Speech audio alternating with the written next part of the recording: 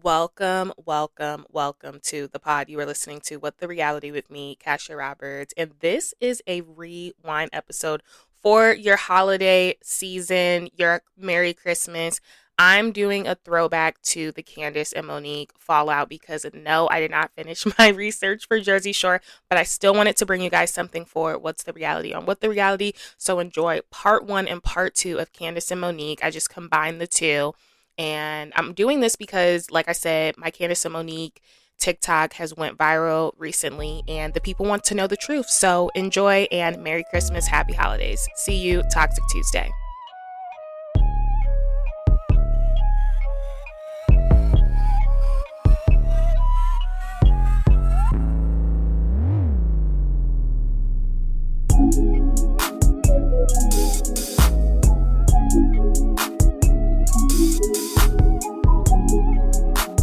You are listening to What the Reality with me, Kasha Roberts. Welcome to What's the Reality on What the Reality. Back with another episode. It is 10:10.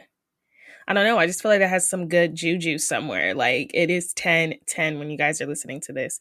And if you can't tell, now you know by the title, we are talking about Miss Candiace Dillard-Bassett and Monique Samuels. I don't know if she's still going by Samuels. Because her and Chris aren't no longer together. I'm pretty sure she's still going by Samuels. But we are getting into their friendship fallout, and this has actually been requested on my TikTok. If you guys are not following me on TikTok, follow me on TikTok. You get a lot of my opinions, my nastiness, my shade, and rumors on my TikTok where I like debrief like certain stuff, certain topics that it's like if people don't listen to my podcast, it's like a good way for them to, want to tune in. And yeah, my TikTok, I stir up a lot of conversation in the comments and I love doing that. But I did this one video. I was talking about like friendship fallouts, like epic friendship fallouts. And I was talking about my infamous like Carol and Bethany. Like people are still listening to that one. Like go listen to that if you haven't. And I was talking about Phaedra and Candy. And then people in the comments were like Candiace and Monique. And I never, if Potomac wasn't currently on right now, I don't think this would have been my next topic. I just did the Ramona and Mario singer breakup. I don't think this would have been my next topic, but I have this laundry list in my notes tab of all topics like I just want to do on this podcast. And Candiace and Monique was one of them. And I just felt like it was fitting given the fact that, Potomac is currently on. Potomac, they just had their season premiere for season 10. Both of the ladies are not on the show. As of now, Monique will join later in the season. But I just felt like it was so fitting to do a breakdown of that friendship because it was very short-lived, but it was also huge. This is going to be 2 parts. I try to always do 2 parts because it's a lot of information. And yeah, I like to do 2 parts. So the part 1, we're not even getting into the season 5 fight. We are getting to this hoedown showdown though at Katie Ross during season 4.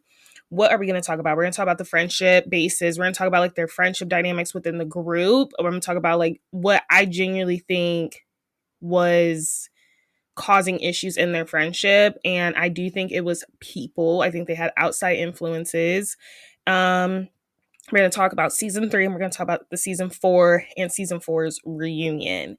We're not even getting into season 5, the epic fight yet, because there's a lot of tension, a lot of social media stuff that built up to that. And I feel like that needed to be its own separate part. And then we're going to talk about like the fallout of the fight and like what happened after that. And essentially where the ladies stand with the group, which we all kind of know because they're both weren't on the show, but now Monique's back in. So I just thought it would be really fun to do this topic in the spirit of, fall, because I feel like Potomac's very fall vibes and the spirit of Potomac's return. So let's get into it. So these 2 women, I really have loved both of them before I even say anything. Like, sometimes you can sense my bias on some of the sides I've been on. Like, clearly I was team Ramona Singer and her whole Mario and her stuff. And then honestly, I was Team Carol in the whole Bethany versus Carol, and Candy and Phaedra is difficult. I mean, I try to report that evenly, but this one is really difficult for me to not even report on, but recap, because I've loved Monique and I've loved Candiace. I am a Candy girl. I think she is one of the most lethal mouths of housewives. I definitely think she's like a Potomac Mount Rushmore. I think she can spar words with Kenya Moore, Portia, like Nene, like she could keep up.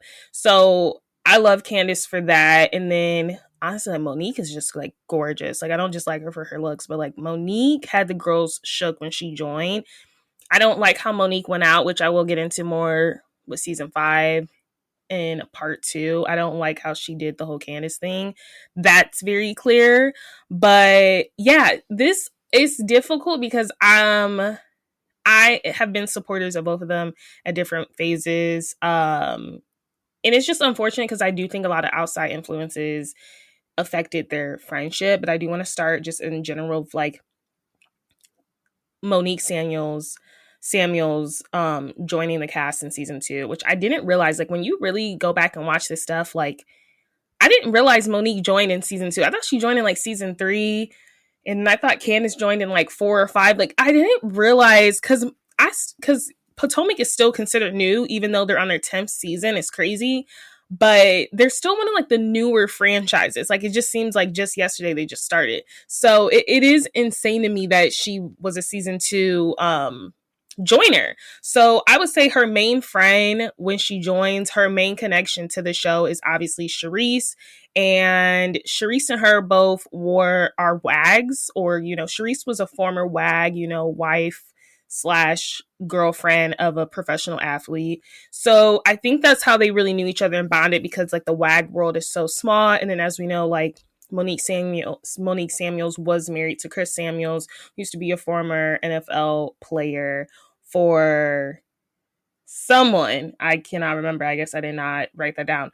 And then obviously Charisse's connection. Charisse is actually the huge connector. She's kind of like the Jill Zarin of Roni. She was the huge connector on Potomac. She connected all of the ladies together. Like even Giselle has given her nods to Charisse. She's like, none of this would be here without Charisse, because Charisse knew this group of affluent women. So of course she knew Monique through the WAG world.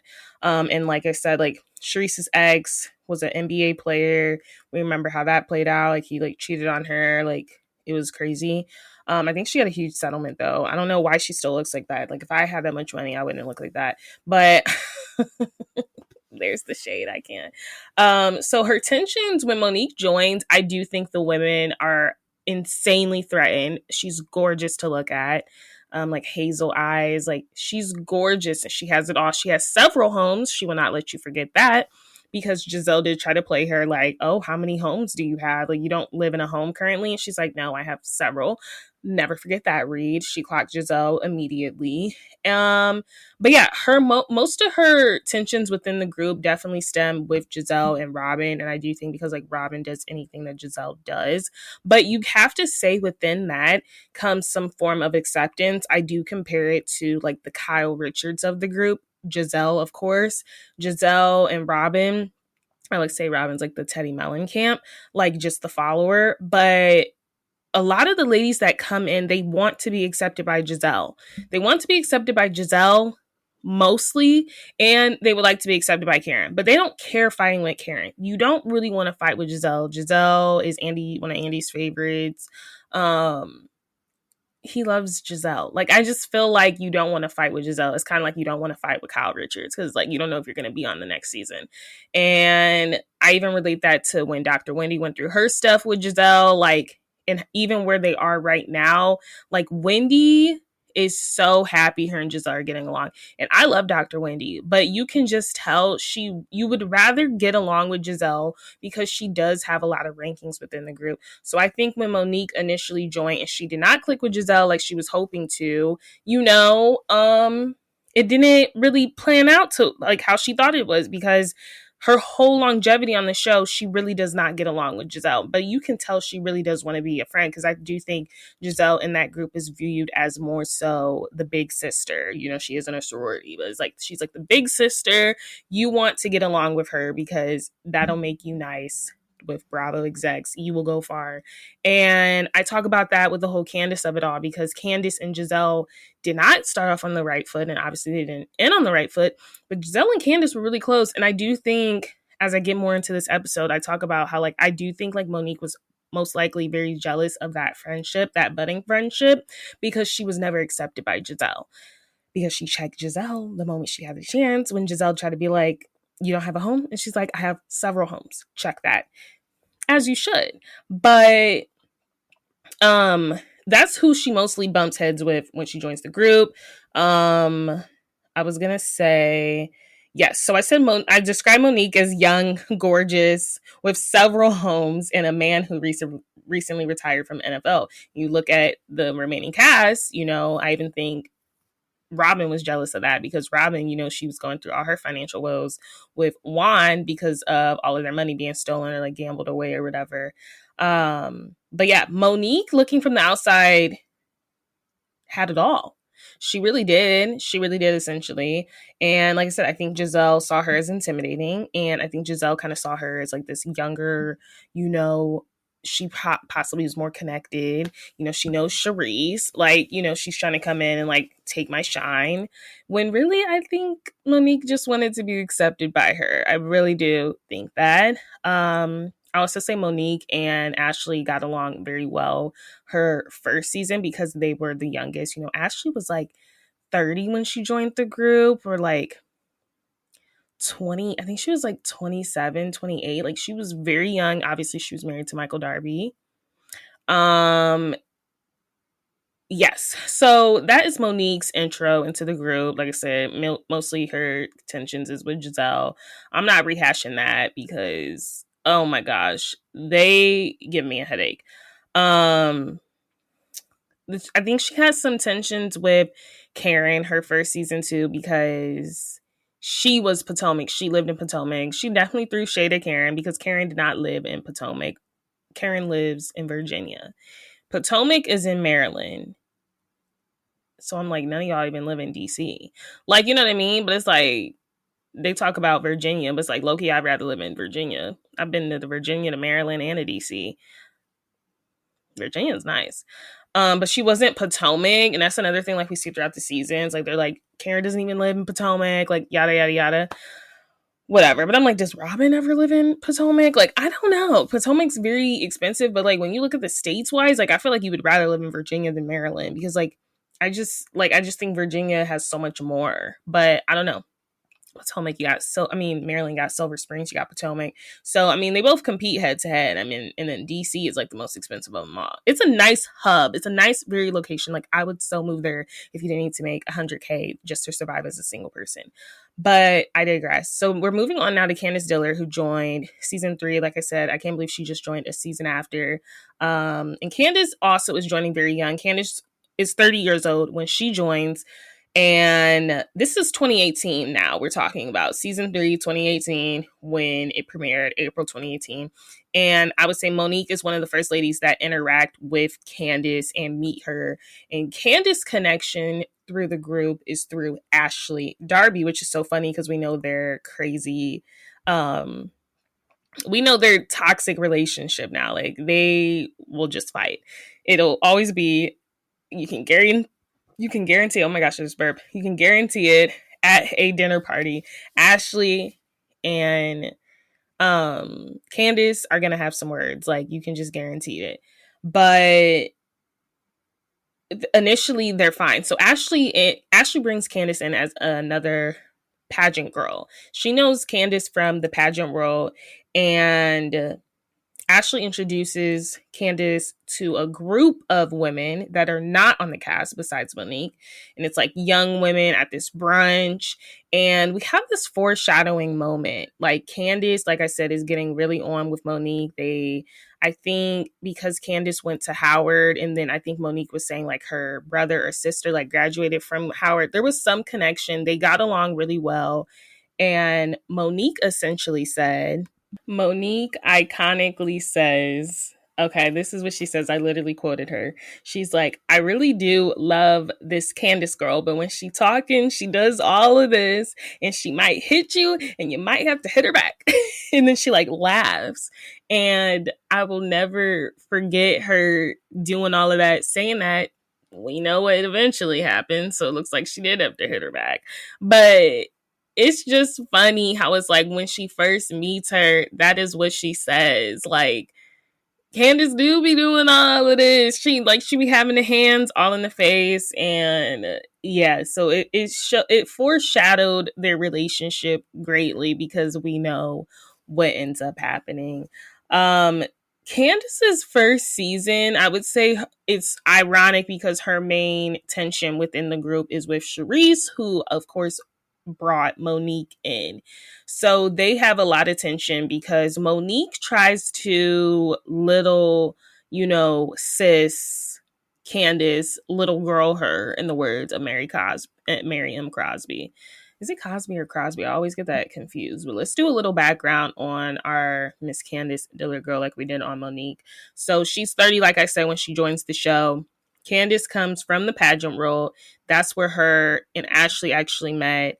The gag is Candiace actually won Miss United States of America 2013, which is different than Miss USA, which Kenya Moore won in 1999. I believe it was 1999.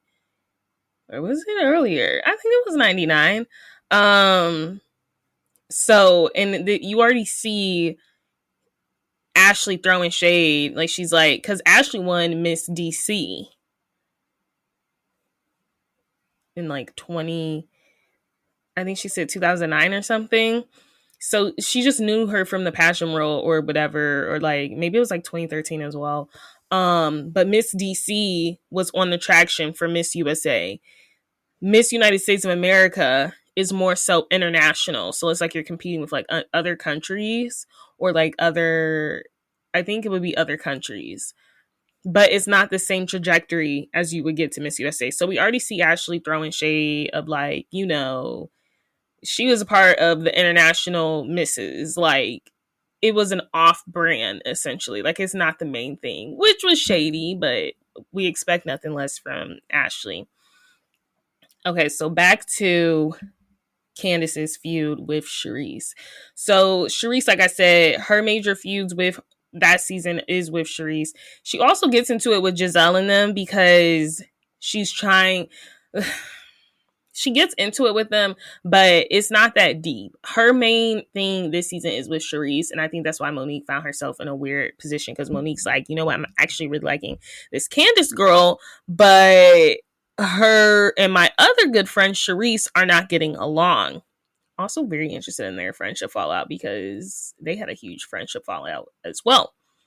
But Candiace is very upfront her season about her mom and her mom's relationship, which a lot of the women end up throwing in her face throughout the seasons as she's on here. And basically, I say generational wealth. I've never seen a bunch of older women this jealous of a younger woman and her generational wealth. So they're always bringing up the fact that her mom like pays for her house that her and her fiance live in. And so what really sparks Candiace up, when we kind of see her like, she's not this little girl. Like, she can keep up with the big dogs, essentially, with the elderly. I'm not calling them elderly, but I think that's what she called them in the words of Candiace, the older women.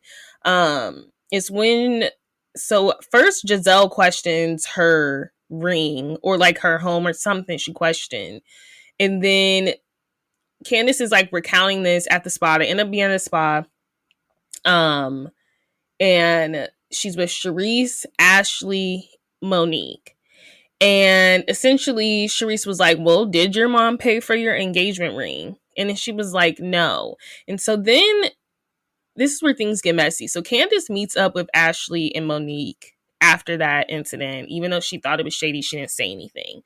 And so Ashley and Monique really, they're trying to take Candiace underneath their wing. Like, like we're the youngest in the group. We need to stick together. So they're really trying to coach her. Like, that was shady. Like, and Monique's like, if that was me, because they were at the spa, they were doing something in the chairs with like the boots on your legs and it's like massages you. I don't know what that helps reduce. I don't know if it's like for cellulite or something, but none of those girls have cellulite. So I don't know. It's like some sort of therapy. She said, I would have taken off my boots and I would have gotten in Sharice's face and I would have been like all up in her face and like doing all of this. And essentially telling Candiace, like, you need to be ready for the next time you see these girls. Like, they're going to try to come for you and you need to be ready. So Candiace, like, just took in the information Monique and Ashley were telling her. They were like, you need to stand up for yourself, stand your ground. That's what you need to do. So the next time she sees them and she's telling the story to the ladies or like how they went to the spa and stuff. And then Sharice was like, yeah. And I had like asked, like, did Candiace's mom purchase her engagement ring? Literally, Candiace is like, yeah, that was a shady bitch moment. That's what she says, quote unquote, a shady bitch comment, actually. I think she said it was a shady bitch comment. Because Giselle then like questions it again too. Like they're just trying to haze. Like it's just giving like, so I tell y'all that I'm afforded this lifestyle because of my mom, and now you're trying to throw it in my face when like me and my mom have like a very like sensitive relationship. And I don't know if she opened up her first season about her and her mom's sensitive relationship, but you could tell as a viewer, like her mom kind of uses it as checkmate against her. Like, oh, I'm paying for this, so this needs to happen. Like her mom wanted her to put on a certain wedding dress. Like you could just tell the dynamic already. It was giving toxic. So that happened.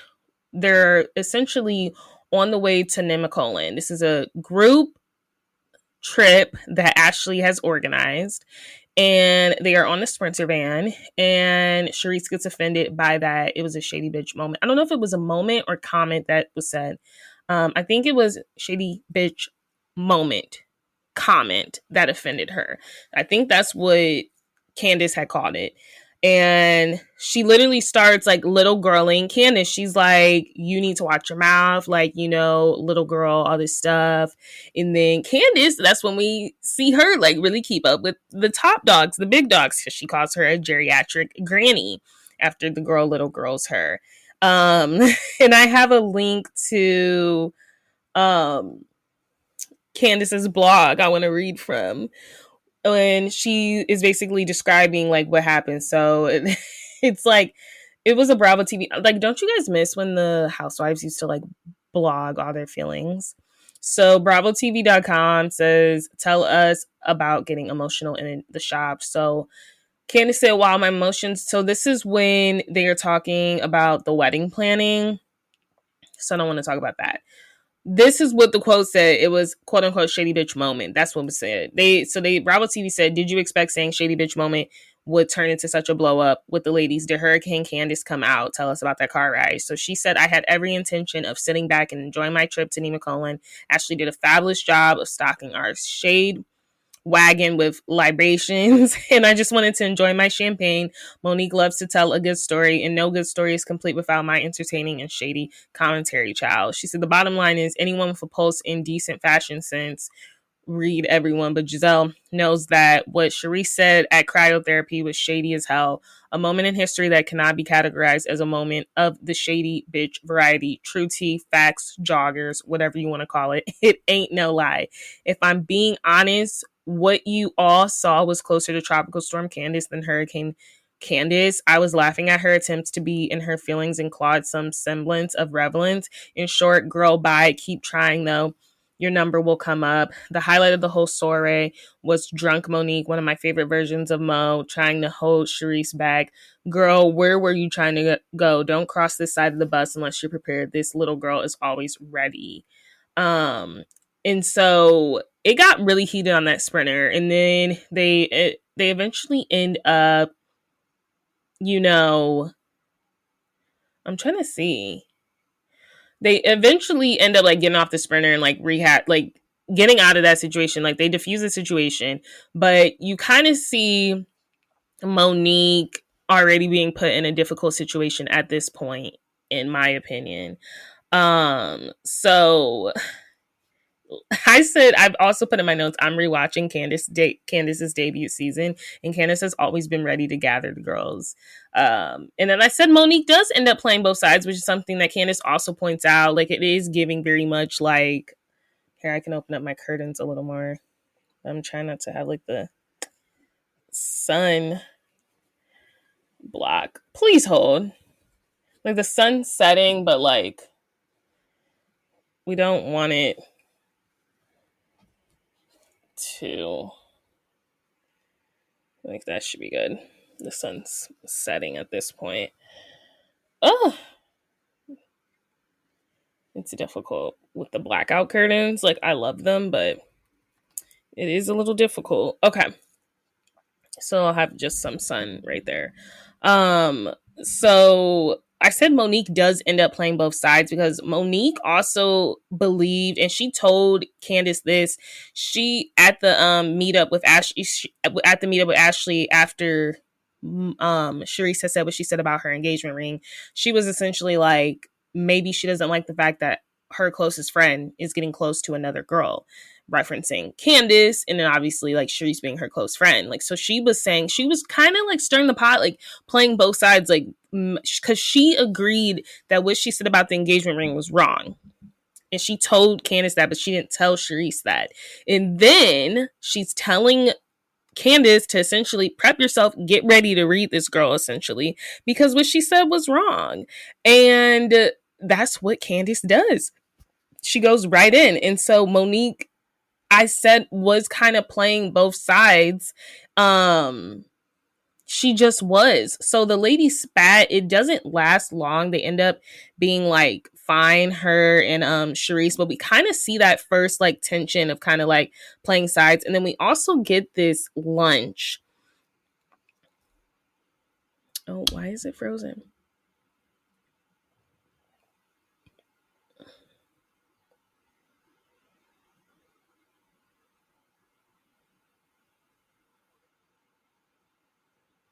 Bro, that be annoying me.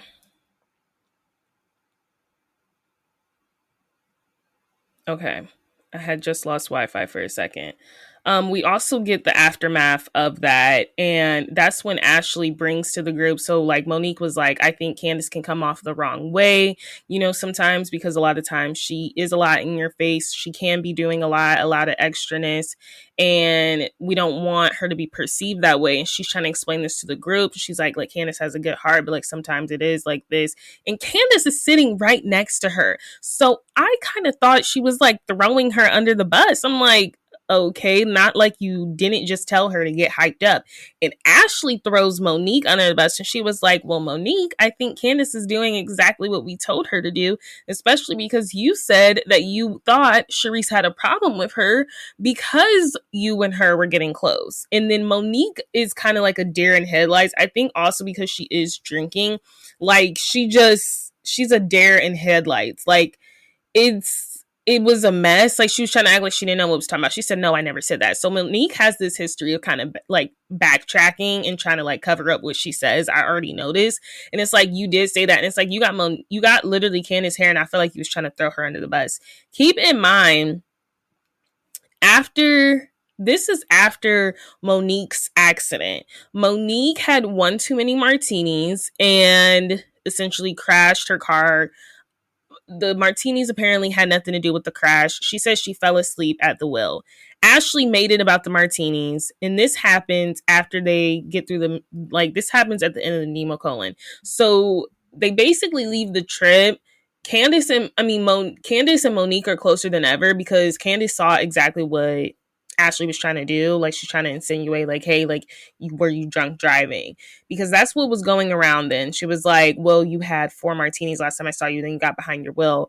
And she's like, I did not have 4 martinis. So Ashley was already starting with that. So we're already kind of seeing Ashley has like no allegiance to anyone, but like we all knew that. Like Ashley is the biggest industry plant, the biggest production plant, like the biggest producer's pet. Like that's who Ashley is. So during those moments, we see Monique and Candiace very form a friendship. And I say that before I get into season 4 because it's important to know where they left off at on season 3. Like, did I think Monique kind of threw her under the bus because she was trying to get cool with Giselle and them? Yes, because it's kind of like, why are you throwing me under the bus when it's like, you're the one that told me to get hyped up? And it's like, you're low-key throwing you're not only yourself under the bus, but you also just like low key read your friend, like thinking your friend Charisse is jealous of our budding friendship. And even Robin points this out. She's like, did you not think they would be in the same room when all this information came up? She points this out in her confessional because it does come off very messy and shady. Like you're trying to throw Candiace under the bus with all the ladies saying like, you know, she does a lot sometimes, but like, you know, she's a good person and like we don't want to have the wrong idea of her, when it's like, you're the one that told her to start getting hyped, start protecting herself because these girls will try you. So it's like she took your advice and now you're trying to throw her under the bus for taking your advice, which is just interesting. It was very interesting because I kind of like, if you play the clip, like there's a certain clip at that dinner, like it just is literally giving like, oh, I'm trying to be in with the cool girls. Like that's literally what it gave. Like you're trying to mother now Candiace all of a sudden when y'all the same age. I mean, her actually the same age. So whatever. I kind of think Monique uses Candiace that first season as her scapegoat to try to get in with the girls and kind of be like, well, you know how Candiace is, like we just got to protect her and we just got to do this, all of this stuff, whatever. Now I want to move on to season 4. So I set that up. Season 3, they're really good friends. Season 4, they start off as closer than ever. You know, this is Candiace's second season. Candiace, though, I will say, like this season, she's not really in great with the group. Like I really feel like she isolated herself this season because of the stuff that was going on with her mom. So then she ends up like lashing out in her friendships. She ends up lashing out with Chris. Like we seen that horrific scene where like she basically needs to be talked to like a kid. And I just think Candiace is a mess. Also, Monique is pregnant during this season. She did have the miscarriage from season 3, which is why it was so touchy for Ashley to be insinuating during that time that, you know, she had the martinis and then crashed her car, because she had just experienced a miscarriage. So this pregnancy during season 4 is such a special one for her because it's considered her rainbow baby, which is like when you get pregnant to full term after a miscarriage, you know, or, you know, stillbirth, and it's like you actually successfully have a baby the next time. So it's like her rainbow baby. So Monique, not even drinking this season, she really tries to take on the peaceful, I said like Yolanda Hadid route, like, you know, like just very, you know, I'm going to try to make sure everyone is good this season. And she is really trying to look out for her friend Candiace. But like I said, they like to little girl Candiace a lot. And I think Candiace lashed out at her friends. And I think she took a lot of their critique sometimes as like, why are you trying to essentially like, you know, embarrass me in front of these women? Or like, we kind of just see the tensions rise within that. So I want to get into Monique and Candiace. They seem, like I said, they seem to be on good terms and just fine for season 4. However, the ladies do end up crashing over this over conflicting opinions about Katie Rose on the NOLA trip. So the ladies did go to New Orleans. This trip was organized by Giselle because, you know, Giselle is Creole. So, and I think it was her dad's like 80th birthday. So she wanted to go to New Orleans, really learn about her culture, all of this stuff. And Katie is back in the mix, who is season 1er. And was she even on season 2? I'm not even sure if she was on season 2. But no, I think she was briefly. But season 3 she was on. She's been on sporadically. Season 4, though, we really see her because she was on this trip. So Monique refers to Katie, and she don't even refer to her. Her and Candiace were debriefing when they first get to the trip. And Monique was like, when she first met Katie, she was like glamorous, like runway, all of this stuff. And she says she's really has taken on this like free spirit role. And she quote unquote said, she gives me like Amistad, give us free spirit. And then she also like called her Ashley on steroids. And Candiace, Amistad obviously is about a slave. Candiace took that as essentially you're calling her a slave. And I don't even think Candiace took it as that. I think Giselle took it as that. And Candiace did not walk it back. She did not disagree, and that's where Candiace acknowledges throughout the season, where she probably, or at least at the reunion, which we're going to talk about, that's where she acknowledges that she probably screwed up, because it's like she probably should have cleared that up. Because she did not think Monique meant that, but the way it was ran back and eventually told throughout the group was very nasty. So this is the comment that really sets their friendship for failure throughout the rest. Like, this is kind of like the break in the friendship, which is honestly shocking. Like, it shouldn't be. It was a miscommunication, but they unfortunately they cannot move past it. So Candiace said in her confessional that she believed that this comment was inappropriate. She did not say this to Monique, though, and that's what I wish about Candiace, is like she said more things that she said in her confessional to the ladies' faces. She is a confessional gangster. I mean, that's when she does her best work, but she did not say this to Monique, and I don't know if she was just like, whatever.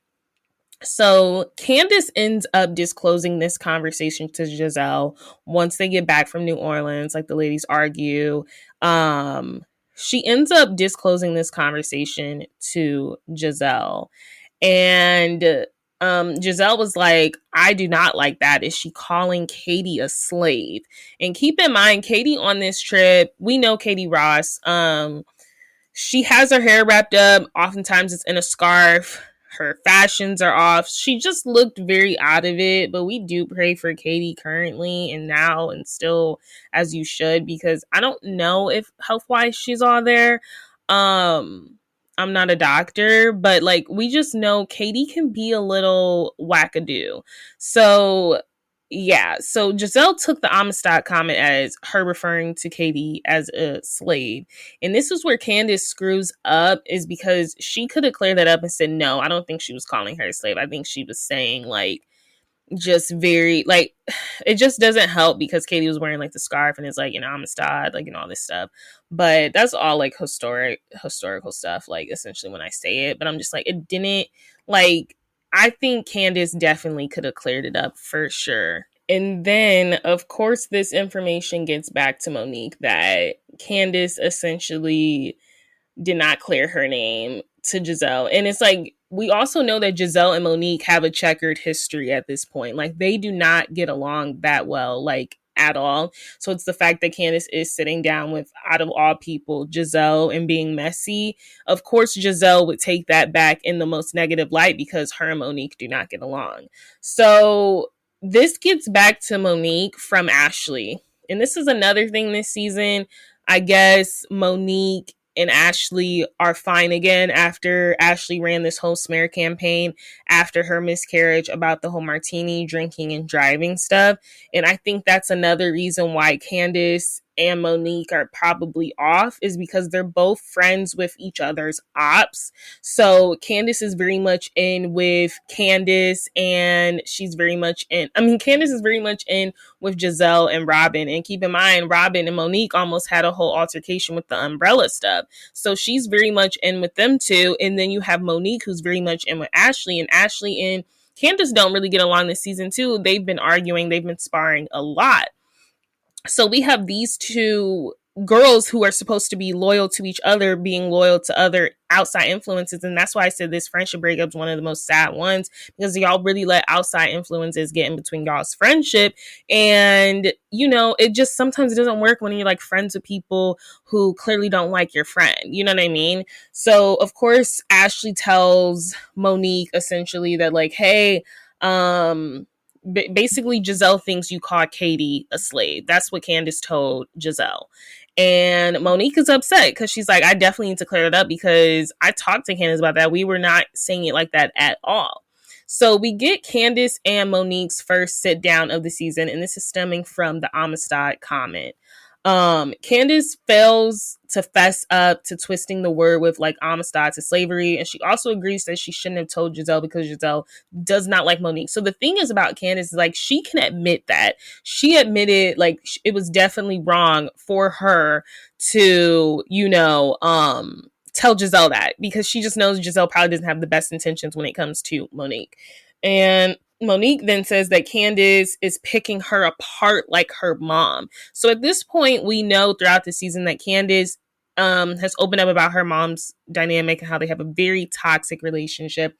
I'm trying to let the sun set, but like, of course, it's like getting in my face now. Again, I'm trying to take advantage of this natural light, but gosh, the sun is like just setting on me. Okay.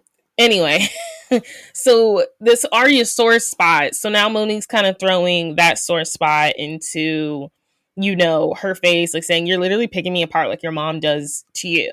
And it's like, now what's going to set her off. And this is where all the little girl comments come from. So they're just not doing a good job at this first sit down and like them doing that.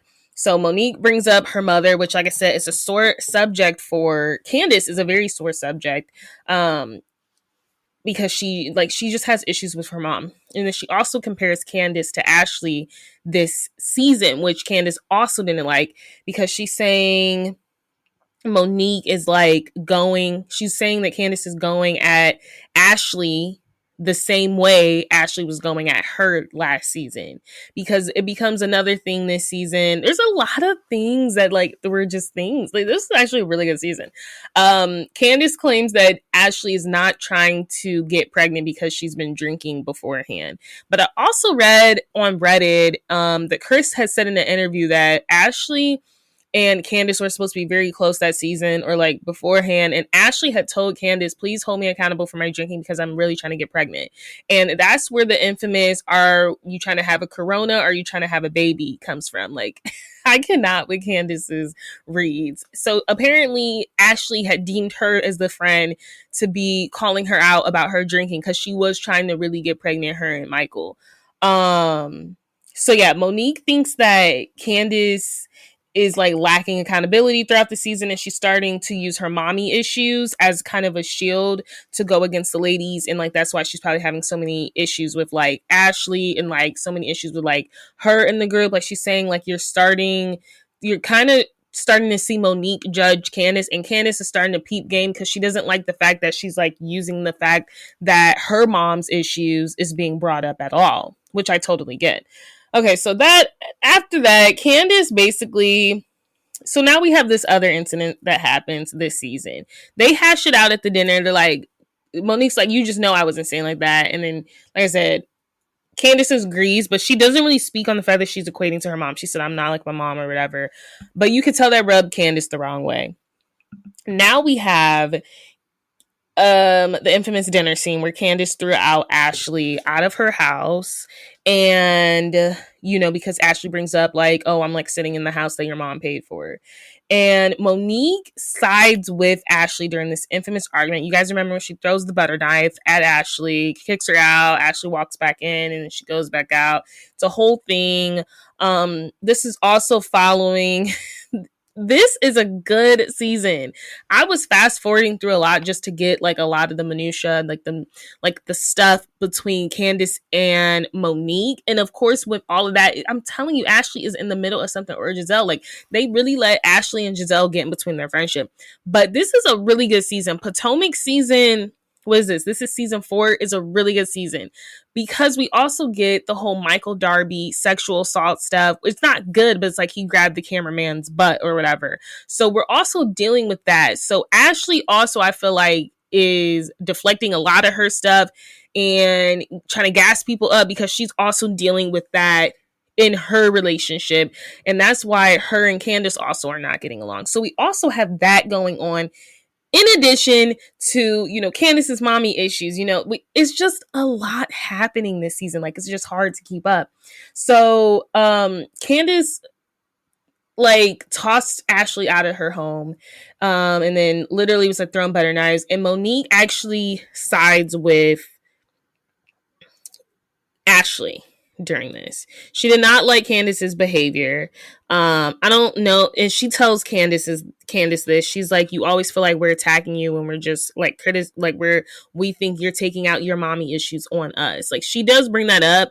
I don't think she explicitly says she's on Ashley's side. I think she tells Ashley she kind of is, and she kind of shows that through her allegiance. And like I said, she's just getting super close to Ashley. And it's the group also finds it very hard to believe that you and Ashley are this close when you are at each other's necks last season after Ashley ran this whole smear campaign about you drinking and driving. So Candiace also cannot wrap her head around that. But I also think Candiace had the support of Giselle in them through some moments. I mean, she did, but then the ladies were also disappointed in her. She had like the approval of Karen and stuff. It's like they tried to, like, she was isolating herself, but like also Giselle and Robin didn't hate her. So like Monique was very much threatened by that. And I think she was trying to use Ashley to get back into good graces with Giselle and Robin. I'm sorry, I really do. And I think she was willing to throw her friendship out with Candiace and kind of like not be there for her, because she was like, okay, if I get cool again with Ashley, then I can make nice with Giselle and them, because I don't have these super close relationships with them. And unfortunately, I don't think Candiace had a super close relationship with them, but they definitely called her like their sister. Like they were definitely more nurturing to her. And Candiace felt like Monique was doing a lot of big sistering all the time to her and like judging her. And she didn't want to feel judged, especially by someone that has showed quote unquote hood tendencies or hood behavior. I live daily for Candiace's shade. So we're also seeing tensions rise in that case. Okay, I literally just lost where I was. Okay, so Monique and Ashley, I said they're getting super close, and I said tensions are seeming to rise because Candiace is in cool with Giselle. Yes, that's what I talked about. And yes, so Monique, another reason Monique is on Ashley's side during all of this is because the reason Ashley gets tossed out of the dinner is because of the whole mother comments, but also they're bringing back up, like, you think I'm not trying to have a baby because, I'm drinking and stuff. And Monique felt like it was wrong for her to be mommy shaming, especially because Candiace is not a mom. And it's like, why are you trying to mommy shame? And why are you trying to tell someone like the holistic view of getting pregnant? And she's like, I was drinking before I got pregnant. And it's like, why are you trying to tell someone they can't drink if they're trying to get pregnant? Like that's not how it works or whatever. But yeah, so there's a couple of things I think like Monique's like peeping. And then like I said, I can't deny Candiace this season is very bitchy. Like she knows she got a lot of emotional trauma and unhealed wounds from her mama, and she is taking it out on the group. But it doesn't mean it don't make amazing television, because it most certainly did. Now we are getting into Katie Ross hold down showdown, the quote unquote drag me Monique. This is the first of the mention, drag me Monique. Okay, so Candiace and Monique, they have an argument essentially because of Ashley. Like, I cannot talk about their friendship fallout without talking about Ashley and Giselle. I just literally cannot. Candiace feels like Monique is jumping on the bandwagon of defending Ashley after this whole Ashley and Michael sexual assault stuff comes out. So I misspoke. It did not come out at Candiace's dinner. It was not out yet. But now it is out at the showdown. And the ladies, Candiace and Monique had a conversation. And Monique was basically like, karma comes back to get you. Essentially, that's what she's saying. Even though she's getting cool with Ashley, she did say that on the phone when they're discussing it. So all of the ladies have talked about it. Okay, I cannot, guys, I'm having a brain fart. It was definitely mentioned at the dinner party. I'm sorry. It was definitely mentioned there, because I remember now Giselle was like, I'm going to bring it up. So essentially Candiace feels like Monique is jumping on the bandwagon of defending Ashley after the whole Ashley and Michael and him grabbing the cameraman assault. Candiace calls the ladies hypocrites, which Monique takes issue with. So Monique and Candiace literally start fighting because Candiace and Ashley are fighting currently at the table, because essentially Ashley does not accept her apology with the whole questioning of the mother thing. And then she was like, well, are you guys really trying? Because Michael over here, grabbing butts and stuff. And were you guys like, you know what I mean? And yeah, that's the sexual assault thing. So the thing I'm talking about at the dinner that was mentioned was Michael's comment about I would suck his D. And I think he was talking about Juan Dixon. That's what Giselle brings up. So I mixed up the two. Michael Darby had a lot going on this season. That's a whole other thing. So there's two things currently going on. And that is another reason why Candiace is also in the back of her head. Like, are y'all trying to have a kid if all of this stuff is going out? So now we're at the hoedown showdown, and this stuff about the cameraman and Michael, the whole lawsuit is happening that he grabbed a cameraman or whatever. And she basically was saying, like, we were all talking about it because Ashley's like, I know, like, Candiace, why would you be talking about it? All of this stuff. And she was like, we're all talking about it. You guys are all hypocrites. We've all been talking about it. And essentially, Monique did not like when she called her a hypocrite. And they kind of get into a screaming, like, yelling at each other. But you can tell Monique tries to, like, let it pass. She's like, okay, whatever. So that's that. They get up from the table. Candiace has a big blowout with Ashley. She's like in her face. She's doing a lot. The ladies are upset. They try to isolate her. Karen goes to console her, and she's like, she just doesn't appreciate her friend's tough love or like judging. Monique overhears this and goes up to her, and she basically is like, Monique says no one's attacking you and we're not hypocrites or whatever. And Candiace can't even really accept it because she just thinks it's weird that her and Ashley are like best friends now. And she says that to her following like season 3. But Monique also claims that she's been defending Candiace. She's like, I'm not just defending Ashley, I've been defending you. And then she says, like, she's been defending Candiace to the whole group. Then Candiace tells Monique to just like walk away or whatever because they're really going at it. And Karen's in the middle of it now. She's like, okay, guys, like, please, because Monique calls her a little girl. She's like, you're like acting like a little girl, like you have your mommy issues, all this stuff. Keeps bringing that up to her face. And after that, we get the infamous, like, Monique says to Candiace, I will still drag you pregnant and all. And Candiace responds, drag me, Monique. And she like flicks her ponytail. She's like, drag me, Monique, drag me. And Monique walks off, but Monique got that in her. Like, when Monique get mad, she do get mad. Like, you can tell she got it in her. Because she was trying to drag her pregnant and all. It escalated super fast. Monique goes back over there and tries to apologize to Candiace and saying she also was going to throw the water bottle at her. It just escalated, and it all escalated because of literally Ashley, which is like, I'm like, literally, you guys, what? Because of Ashley? Like, it makes no sense to me. And then also Karen and Ashley get into it. I need to do what's the reality on Ashley Darby and all of the arguments she started, the infamous arguments. That's why producers love her, because she will start a fight. She will start an argument or something. So after the hoedown showdown, they do eventually end up texting. They agree it was like a sister fight. You know what I mean? Like, it was just kind of like fighting with your sister. Like, they feel like it was a sister argument, and they agreed to like move past it.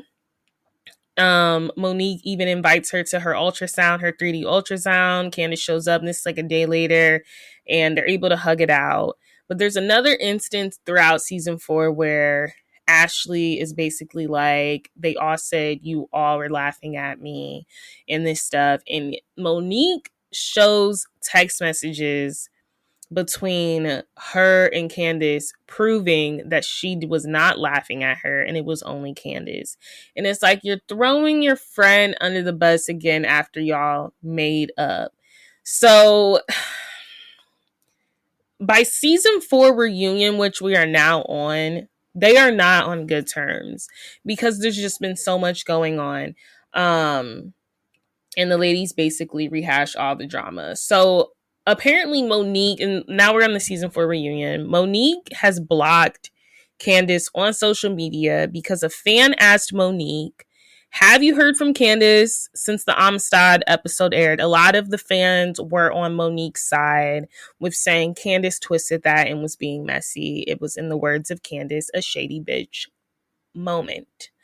And basically, you remember the Instagram Q&As. Are people still doing that? I don't really go on Instagram like at all. I couldn't tell you a thing. So she was like, no, I haven't heard back from her. You all know Candiace be ready to fight on social media. They call her a Twitter G. She screenshotted that answer and she was like, best victim ever. Monique blocks her out. Oh my gosh. It's like a huge bang.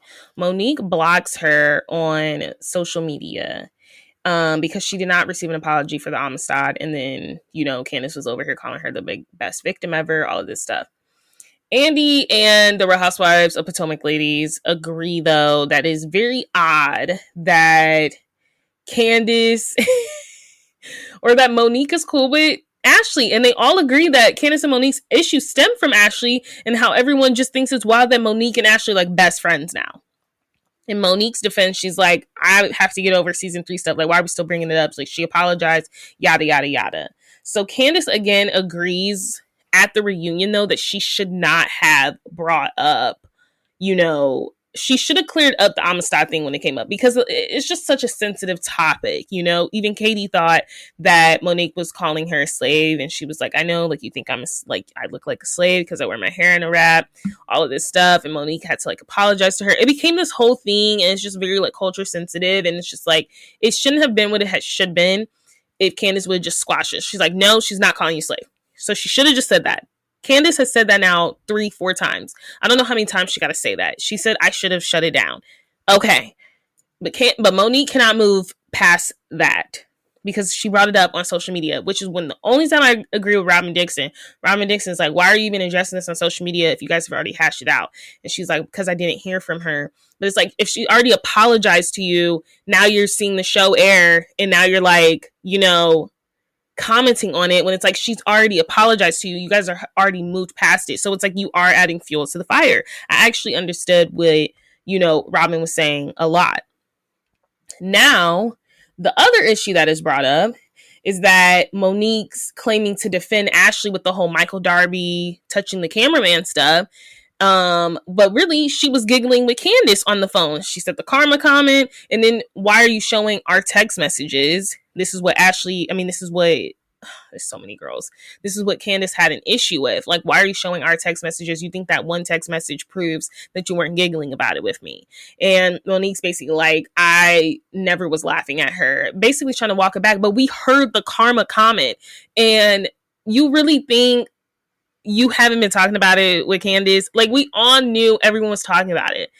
But she wanted to show her allegiance to Ashley so bad. It's just so weird.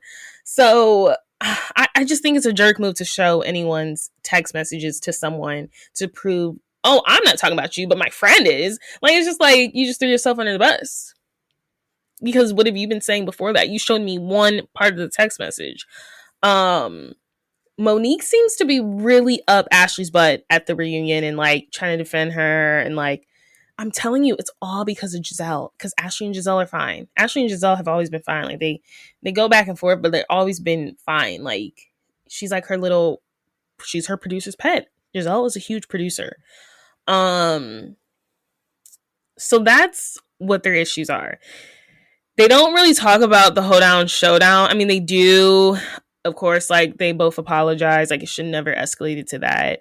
But by the end of season 4, 3-part reunion, because they don't get anywhere in the first part. By the third part, they talk about their rose and thorn, and they both agree their thorn of this season was the dissolution of their friendship. So they both agree that they want their friendship to be on track, especially before season 5. So they do hug it out. Monique's like, we need to just have a conversation off camera, alone, and it seems as though it's very genuine, and they both want to move in the right direction. They both are crying. Candiace throws her a tissue, and they just know that it's like a sisterly love. It's a sisterly bond. I don't know. It is giving sisterly bond, though. I can't even lie. But that's really your part 1 of what's the reality on Candiace and Monique. If you ask me, the dissolution of the relationship mainly came at the fault of Giselle and Ashley. A lot of people meddling in their relationship and them picking sides. I do also think Candiace not being in a good place with her mom, that season 4, she really did let that spill over into her other relationships, because we even see her and, Chris.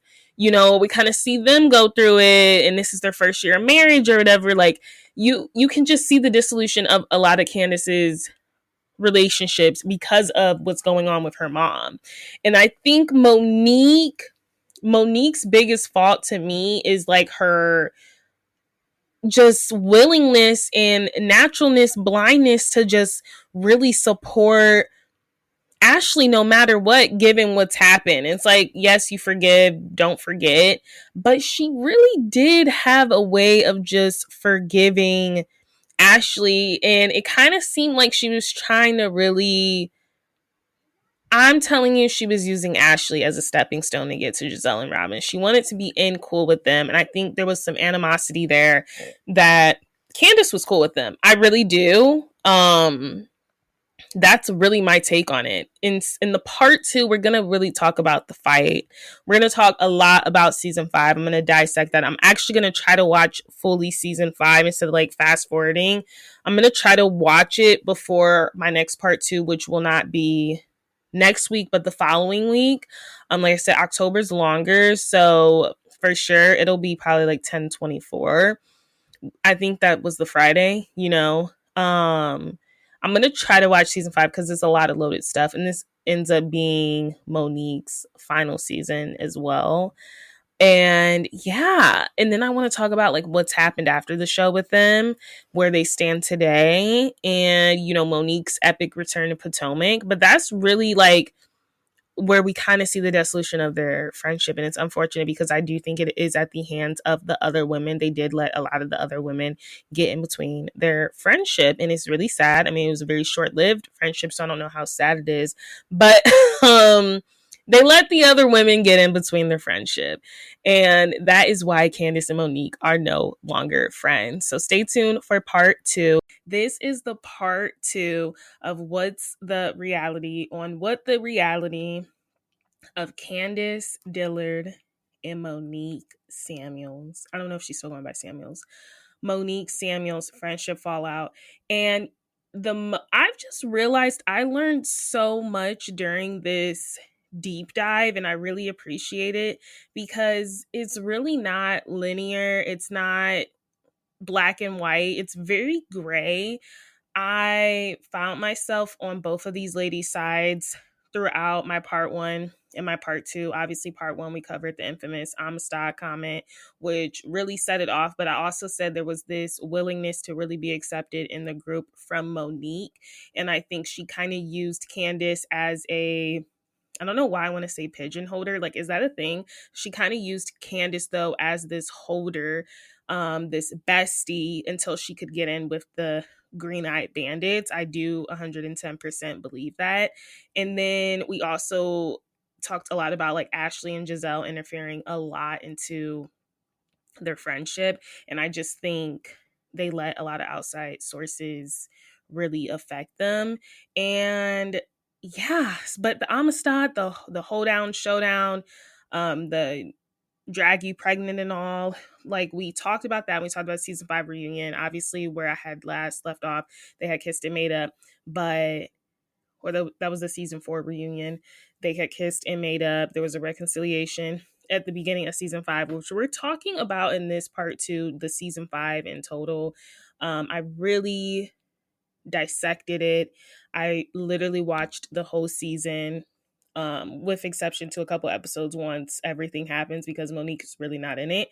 And I kind of know what happens after that. But I really watched like the first 10 episodes, the build up to the epic episode 7. And yeah, I really took a lot away from it. It's not as easy as Kenya Moore and Portia Williams. It's not as easy at all.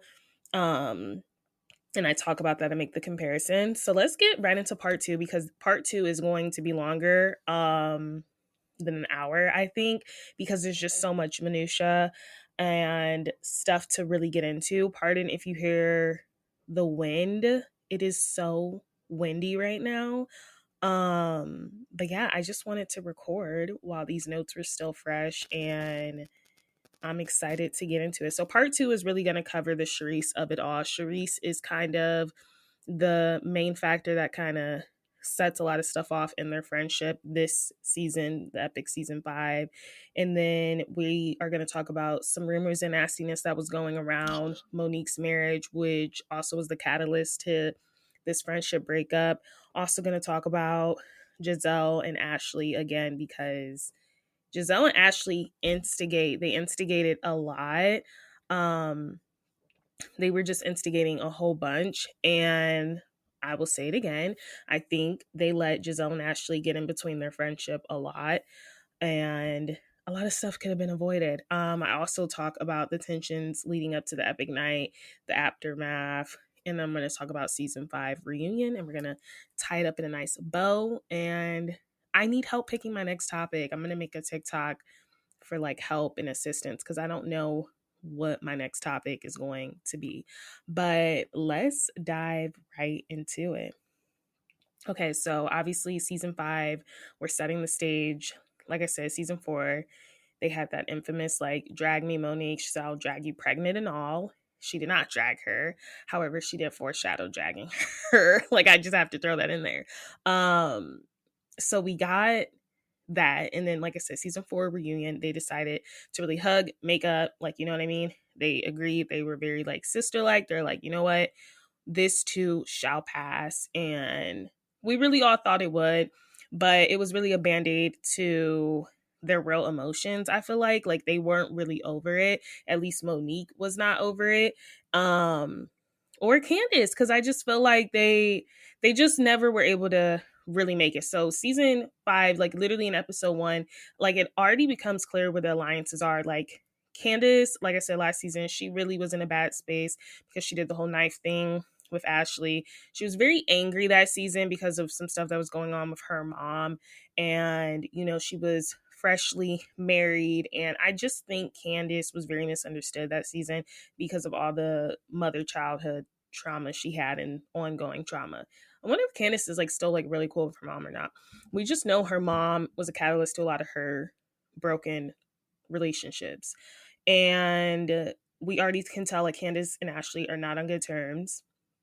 And of course, you know, like Ashley, of course, Candiace opts out of inviting her to her 1-year anniversary party. So that's kind of what we're opening with. Candiace is having a 1-year anniversary party, which we'll get into because she did not have a honeymoon. So let's clock that. Instead, they decided to do a 1-year anniversary party for being married, of course. And she did not end up inviting Ashley. At this point, Ashley and, you know, Monique are still pretty cool because Ashley just had her baby and, you know, Monique just had a baby because was Monique pregnant at the reunion? She wasn't pregnant. Or, yes, she was pregnant last season, though. She wasn't pregnant at the reunion, but she was pregnant last season. So she's just had her baby. And then we know Ashley was pregnant at the last reunion. So they've really bonded. And then we also see Candiace on the outs with like majority of the group because, or at least with Giselle. Her and Giselle had got into it. She was saying some stuff on social media with Giselle. So Candiace is really close with Karen. She's cool with Robin, of course. And then she's cool with Monique. And yeah, we kind of see her and Giselle kind of go through some stuff as well. Anyway, so Monique explains where her and Candiace are within the first episode, and she like lets us know that they kissed and made up, and we're just going to launch into the anniversary party because a notable presence that was at the infamous 1-year anniversary party was Charisse. And it's confusing because the last time we see Charisse with Candiace, they are cussing each other out. You know, she's calling her a little girl. And Candiace is calling her a geriatric grandma. Candiace reads, that is my Mount Rushmore. Candiace Dillard-Bassett is definitely on my Mount Rushmore of housewives because her reads are lethal, clearly. But yeah, she called her a geriatric grandma. So we didn't know they were friends, right? Because Charisse isn't really on the show. However, let's not forget Charisse is the placeholder amongst this group. She has brought a lot of these women together. So we also notice that Monique and Charisse are not cool. Last we knew of like Charisse and Monique, they were filming together. They were fine. And I'm talking about that was just last season or the season before. Like they were fine. So we already see a switch of dynamics. And this is where it's going to bring us to the biggest like issue, which is the Charisse of it all. So Monique is clearly avoiding Charisse at this party. She did not know Charisse was even going to be at this party. Monique is probably thinking Charisse is somebody's plus one. She did not think at this point that Candiace had invited Charisse to her 1-year anniversary party. Monique says in her confessional that Charisse has been, quote unquote, behind the nasty rumors about her family. And when production asked her, they're like, well, can you clarify what these rumors are? And I guess the elephant in the room, at least at the anniversary party as well, is like everyone knows that there's some rumors going around and there's some nastiness going around, and no one's really willing to speak on it. So yes, in a talking head, Monique really declines to even speak about the rumors and the nastiness that were going on. She doesn't really even want to address it. So let's get into those alleged rumors. If you guys do not remember, because I forgot, but I knew this was a thing, but I forgot. So the alleged rumors, and I actually have an article I want to click on because this kind of digs more into it. So these were the alleged rumors. Charisse was allegedly spreading rumors that she had gotten from Monique's former friend, Gigi. Gigi actually filmed Monique for Monique's first season. This is her former best friend. So there was an affair rumor about Monique and her personal trainer that apparently the baby that she had Chase recently on this season was the trainer's baby. And we also see that Charisse said in this Hollywood Life interview, and this was from August 17th, this was from August 2020. And keep in mind, this is also our pre-COVID season, because by the time we get to the reunion, it is COVID. So this is coming out as the season's coming out. So Charisse Jackson, this is with Hollywood Life, revealed who really started the rumors about Monique's Samuel's marriage. So apparently she said she had nothing to do with it. I'm looking for it. Okay, so this is what Hollywood Life said. It said rumors have been flying about Real Housewives of Potomac. So these rumors were flying around while filming was going on. Star Monique Samuel's marriage, and fellow castmate Charisse Jackson Jordan is denying she started them. Quote unquote, Monique's best friend started a rumor. Okay, I had nothing to do with the rumor. Charisse revealed on an episode of Hollywood Live's TV Talk.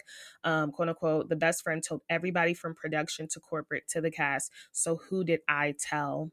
And she knows that her friend was doing this, but what she thought was I was going to come on the show and use that as an end. So she said specifically, the gossip been swirling about Monique, who has been married to retired NFL star Chris Samuels, in her personal, since 2012, and it was dealing with her personal trainer. Monique has since denied any extramarital affair, pointing the finger at Charisse for facilitating the nasty rumors on Real Housewives of Potomac.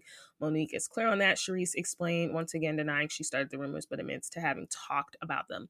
So that's the thing. She did talk about them, but it looks like Monique thought this was going to be brought up on the show.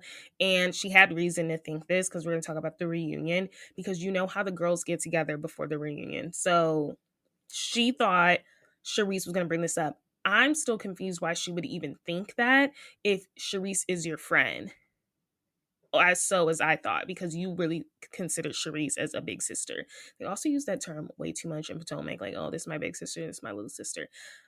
Also in Atlanta, I don't know, maybe it's a thing like on the black shows. They're like, oh, this is my little sis, my big sis. I'm like, I'm not using that word loosely. Like, you're a good friend or you're not a good friend. Anyway, so Charisse claimed in an article that she had nothing to do with those rumors and she was never going to bring on the show. But yes, that was discussed, because you know how Housewives is. If something is out there, you're going to discuss it. Now we're going to get back to season 5. So now we know why Monique is dodging Charisse at the party. I even think there was a scene where I think Monique's friend was like, do you need boxing gloves or something? And then she was like, no, I'm fine. I'm just going to ignore this girl. Like, he was like, do you need boxing gloves or something? So as viewers, obviously, if you're not like completely hooked in to the gossip and the blogs and stuff, as a viewer, you're watching this like, well, wait, what's going on with her and Charisse? But like I said, I still don't understand. I still cannot find anything as to how they even got to that point. Why would you even think your good friend Charisse would even bring these rumors up if you and Charisse are friends? I didn't understand that part. Anyway, let's move on. So Giselle is the one that actually discloses the rumors and allegations, because Monique not giving nothing to production, even though Charisse is saying in this article, this former friend Gigi has been telling everyone from Bravo Corporate, production, and the whole cast. So production knew they wanted Monique to say it on camera. Monique did not want to. Giselle instead does what she does and is messy. So Monique apparently, so now we're after the anniversary party. Monique and Giselle are trying to get on good terms. You know, they have infamously not been the best of friends. Ever since you don't have a home, I have several homes. How many do you have? Giselle gets together with Monique. They have sit down, have lunch, yada yada yada. And Giselle, like I said, she's not that cool with Candiace, so she's being a little messy.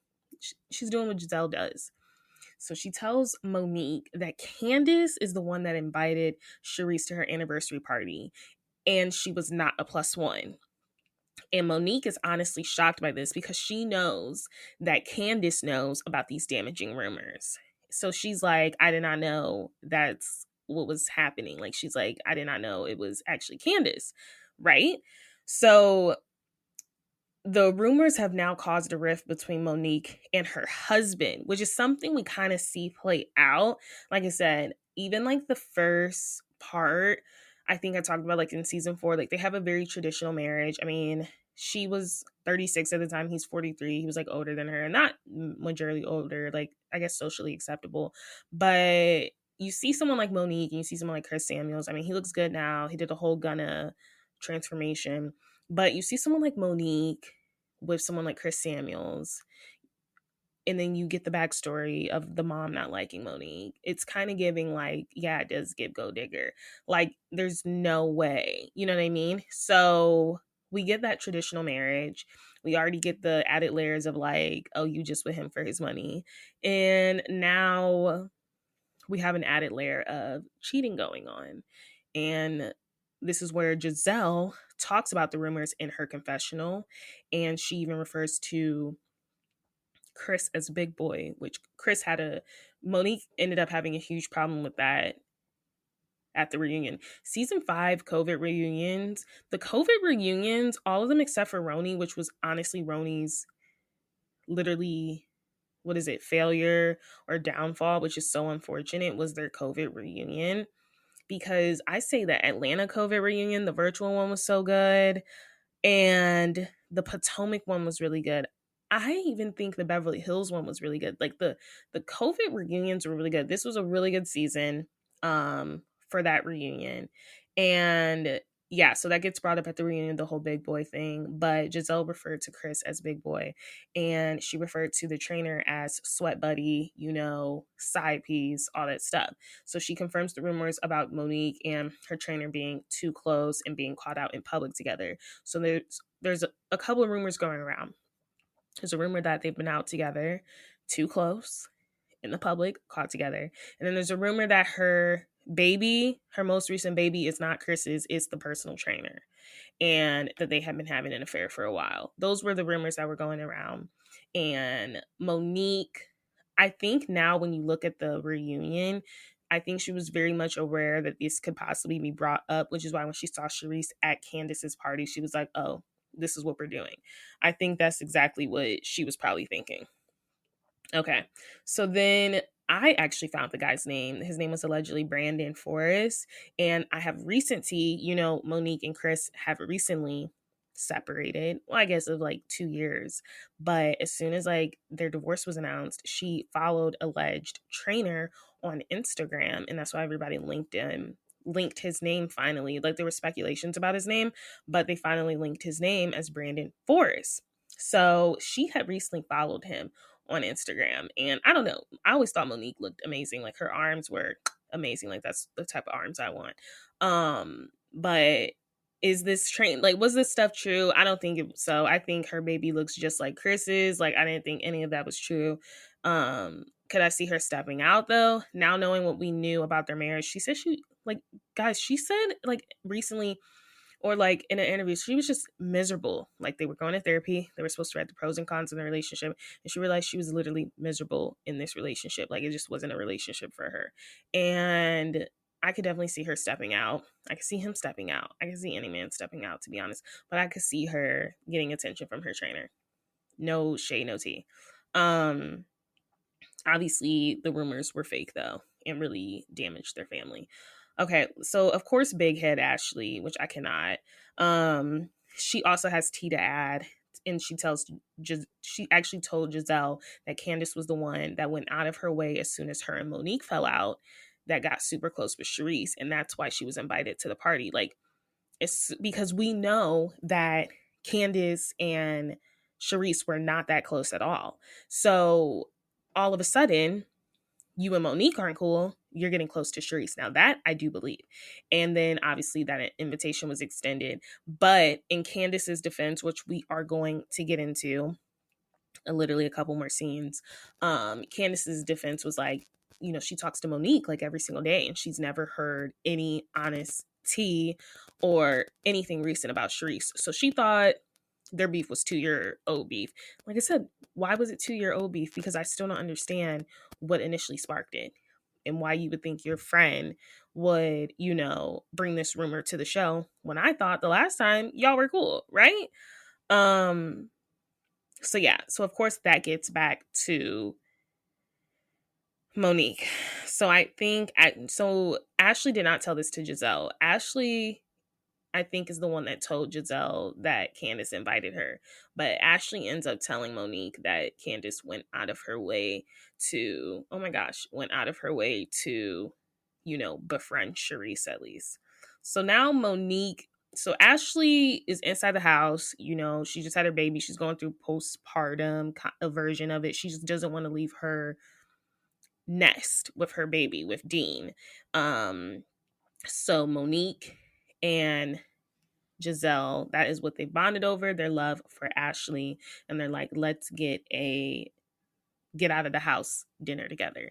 And they invite all the ladies, Candiace included. We also get the introduction of Wendy, Dr. Wendy O. Sappho.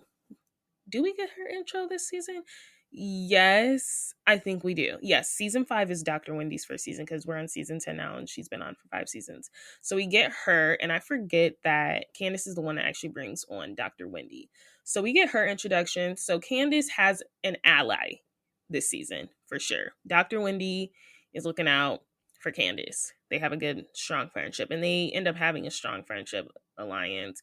Candiace has remained very open with the recent allegations of Dr. Wendy and supporting Black families and all this stuff, but I think it's more than that. I think it's more than that.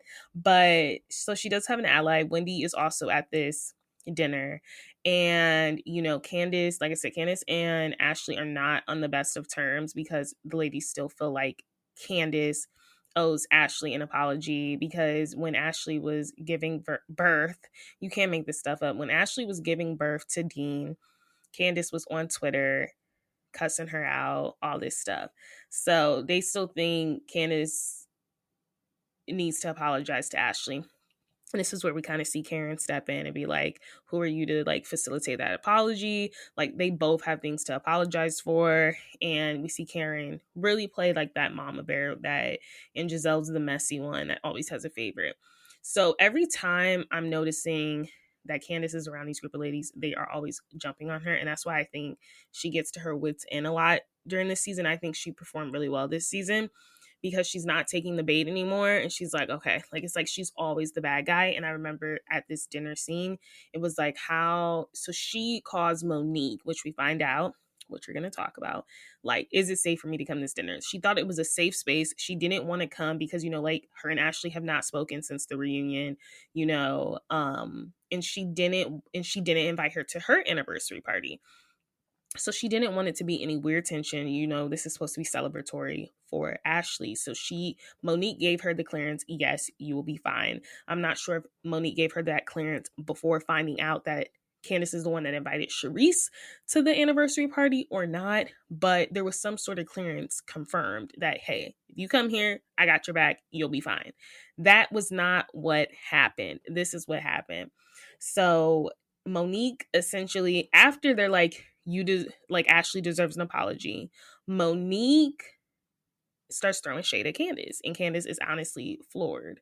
Candiace is honestly Monique addresses Candiace at this party about the whole Cherie stuff.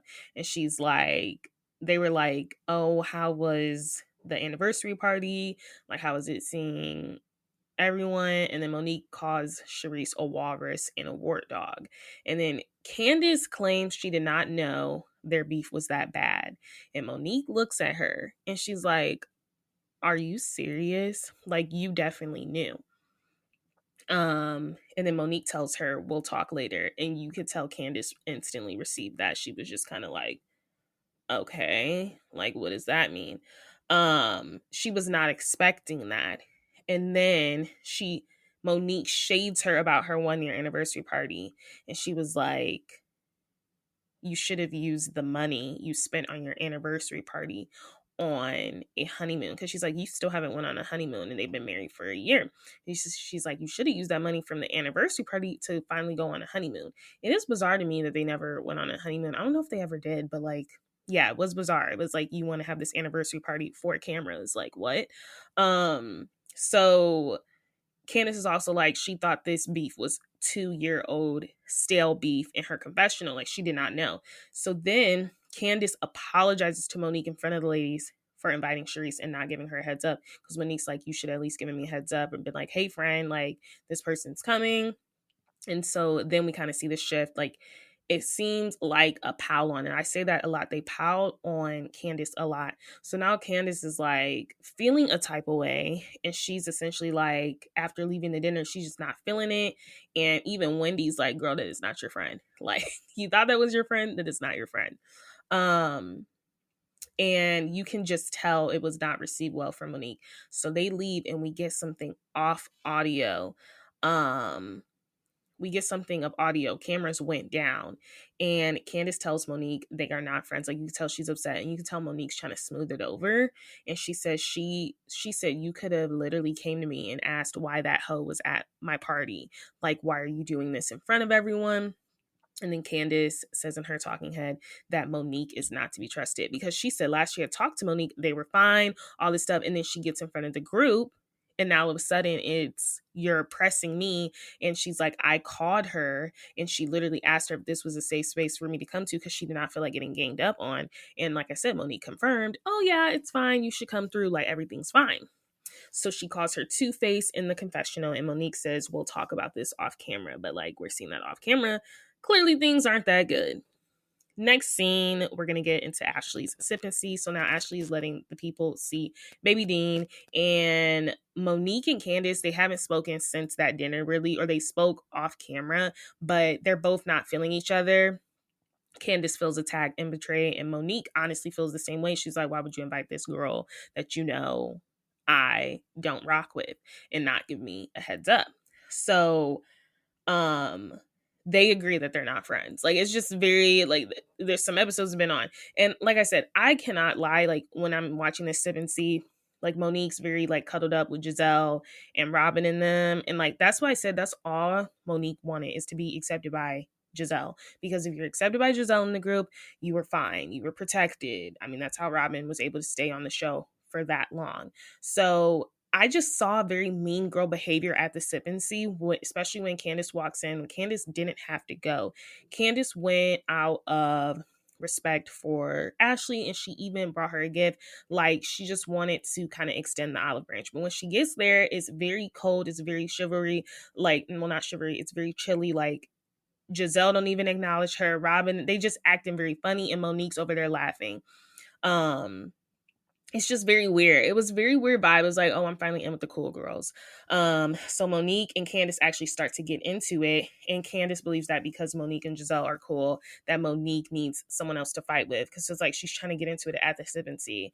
And she's like, and then they all like laugh or whatever. And then what I thought was shocking is like, Ashley's the one, because Candiace leaves. She's like, I'm not doing this in her home. Which is respectable. Like I said, you could tell Candiace had a lot of, she had a lot of growth within the past season, because she's choosing to walk away from situations and she just doesn't have the time or the energy for this stuff.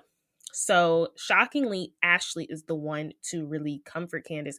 She leaves her apartment and Ashley follows and goes checks on her, and they have a conversation. All of this stuff. So they don't leave off well. Candiace at this point is done with Monique because she just feels like she is picking a fight with her. And I will say right there she was. Keep in mind at the sip and see, Charisse is there. And Giselle tries to get Charisse and Monique to essentially acknowledge each other, and they do not. They do not at all. And even Monique is kind of like, Giselle, leave it alone. Like, you can tell she's getting upset. They don't even acknowledge each other. So now we're fast forwarding to Monique's lake trip. I'm like, where are we at? Oh yeah, the fight's coming up, guys. The fight is coming up. Okay, so this lake trip was probably one of the most boring trips ever. Like, I really tried to stay engaged, besides learning that Karen does have a fireball problem. And this is where we learn about Michael allegedly cheating on Ashley again, which honestly ends up being true. Season 5 of Potomac, a lot was going on because you always got Michael Darby in the back doing something. So Candiace is not really in with the group. She's at Monique's lake house. They really haven't spoken. It's very hard, and every time she gets with the group, they're like, well, why don't you apologize for this, apologize for that, apologize for your mouth, apologize for your social media. They always are trying to have her be held accountable, but luckily, like I said, her ally is there, Wendy, and then also Karen is there, who's very neutral. Robin's pretty chill with her, but Giselle and Monique are pretty like icy and just not nice people. So Candiace receives a text message from a friend about Michael Darby, and it's about him being caught at the strip club, and she addresses it with Ashley directly with Giselle. And I think this was a smart move on Candiace. She's like, how can I get back in with this group? I got this boiling hot tea. Let me go directly to the source, Ashley. And you can tell, like I said, Candiace has come a long way, because I feel like old Candiace would have addressed this at the table. Instead, her and Ashley just agreed to move on and really make an effort of being friends, because Ashley is the one that brought on Candiace, you guys. Like, let's not forget, they actually did have a friendship. Was it shady? Yes. But they did have a friendship at one point. So they're trying to get back to that. And she's like, let me loop in Giselle, because Giselle is the anchor, one of the anchors of the show. I always say her and Karen are. Giselle's doing a really good job anchoring this current season. I digress. So the issue that becomes of the text message is that Monique wanted the girls to be on her schedule, but the schedule was pretty boring. The schedule was pretty boring. So she's like, let's do a fire. Let's get the fire started, all of that stuff. And at this point, Candiace decides to take Ashley and Giselle to side, and they're like waiting for the kitchen to clear out because they don't want this to be a big thing, which is very respectable. It's very like cautious, like of your surroundings. And Monique doesn't like that. She feels like Candiace is trying to have her own ponderosa on her time. And she's like, it's camp time. We're supposed to be roasting marshmallows and getting along and kumbayaing and smoking cigars. So okay, I'm like, my Wi-Fi just glitched real quick. So Monique finds an issue with the ladies meeting in her sitting room and not coming down to the fire. She thought it was very disrespectful. Keep in mind, though, like I said, Monique and Candiace were just fine the night before because they were having fireball shots with Karen, and they were literally fine, Karen and Wendy. So Monique also brings up that people should just leave people's marriages alone. So this is the next day after they tell Ashley about the text. There is a smoking picture. It's basically like Tom and Luann all over again. There's a picture. So the next day, so then they go to bed, and then Candiace, Wendy, Karen, and Monique are just smoking cigars, having a good time. Like, you would think she moved on from it. And Candiace also apologized, like, hey, like, it was just something I wanted to pull Ashley to side for. It was handled.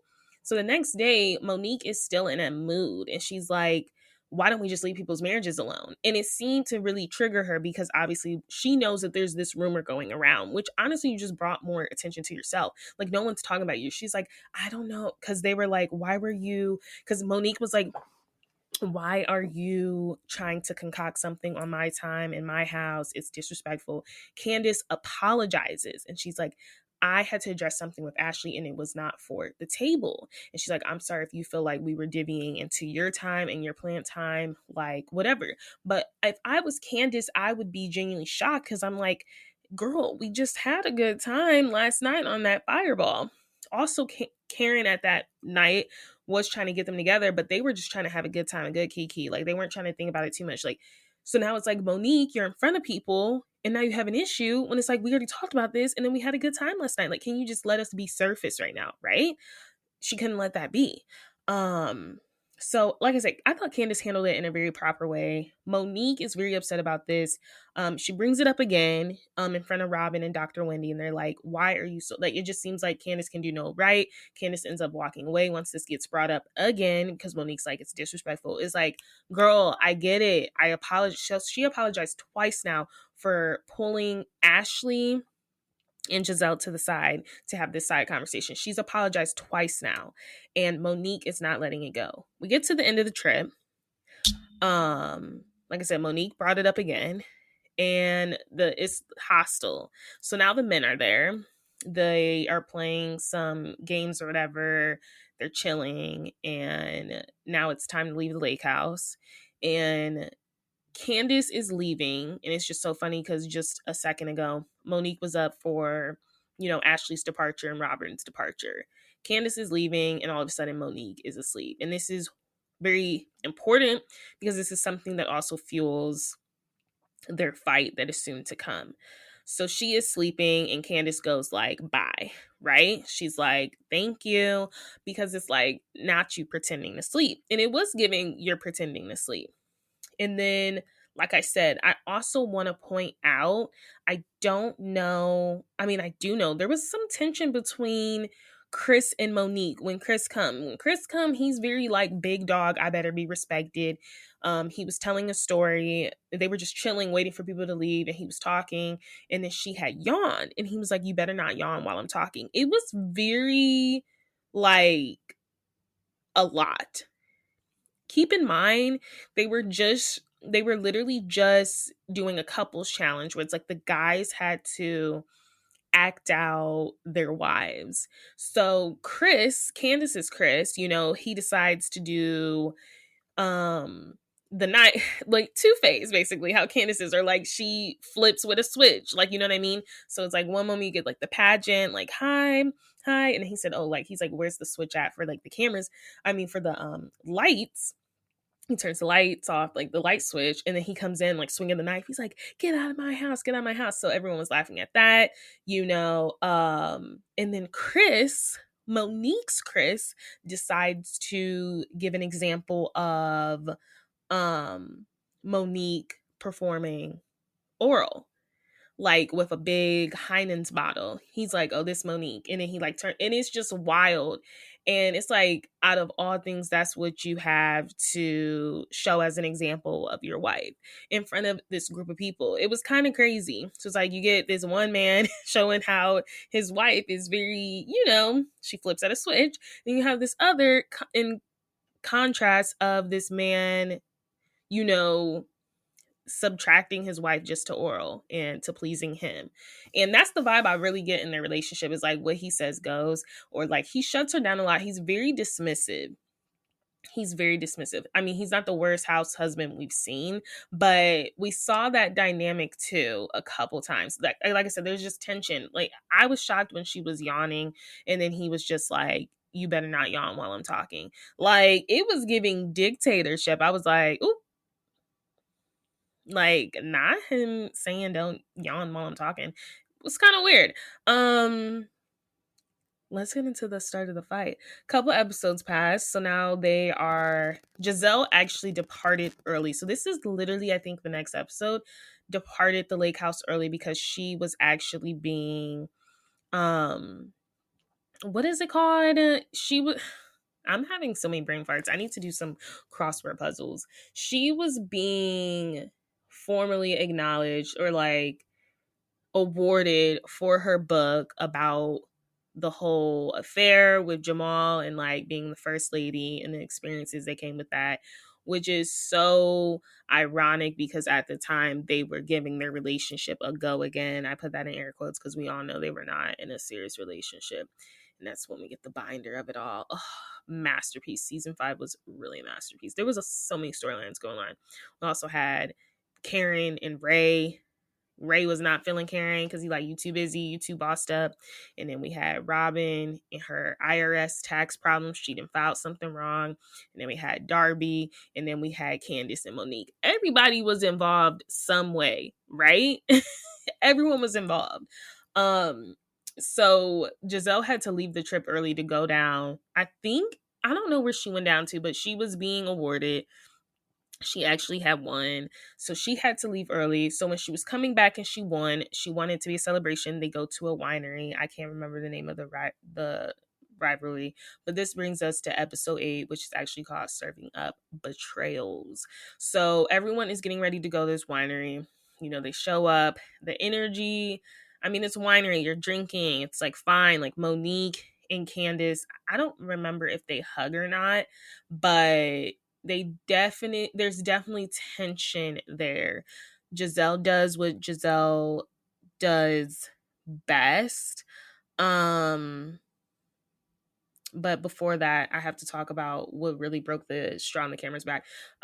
This is why we take notes, because I almost forgot this piece of information. So Monique has a podcast, Not for Lazy Moms. I'm not sure where that is now.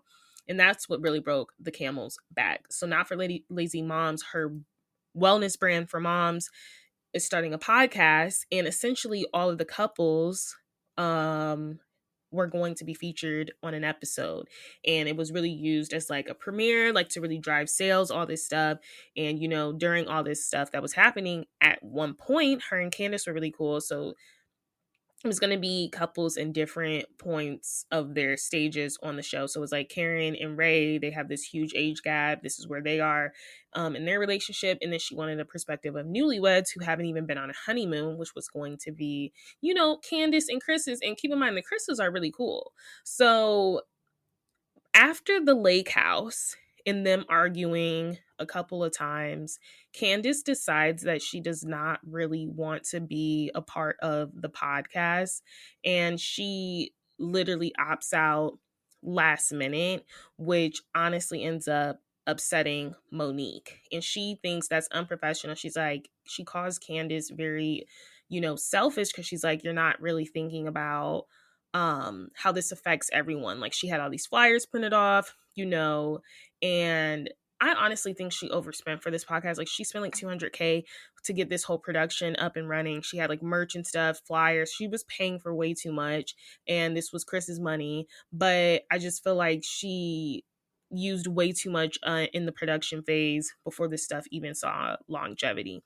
So she was upset. But if you were Candiace, me and you just did not have a good trip. You didn't say bye to me. I'm not about to be a part of your podcast. For what? You don't like me. We don't like each other. I'm not about to sit here and fake. So she cancels. So that is really the catalyst to what's really about to start at this winery. So Candiace and Monique's argument really starts from Giselle, of course, being messy, doing what Giselle does. And, you know, she's like, are y'all good? Because she heard they were not good, because, of course, Robin phoned her in. She's like, this is what you miss, yada, yada, yada. And, you know, Candiace says how she loves everyone. She's raising a glass. Candiace is a little lit. You know what I mean? She's drinking that wine. Candiace then makes a dig at the cancellation of the podcast. She's like, you know, she says something, cancellations happen, and live cancellations, and Monique catches that. And she says she's meeting Candiace like exactly where she's at, all of this stuff. And the ladies note that this place is a bad place. They want them to really work out their issues, but it's like, they're not going to work them out. Like, this is a bad place that they are in. So Candiace makes a toast, and she says how she loves Monique, you know, even when Monique pretends to be sleeping. And we get that from when she was trying to leave.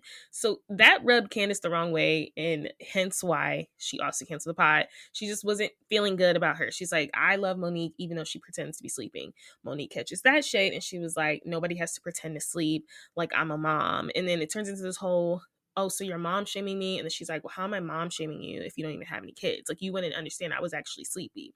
I don't think she was actually asleep. I think she was pretending to be asleep.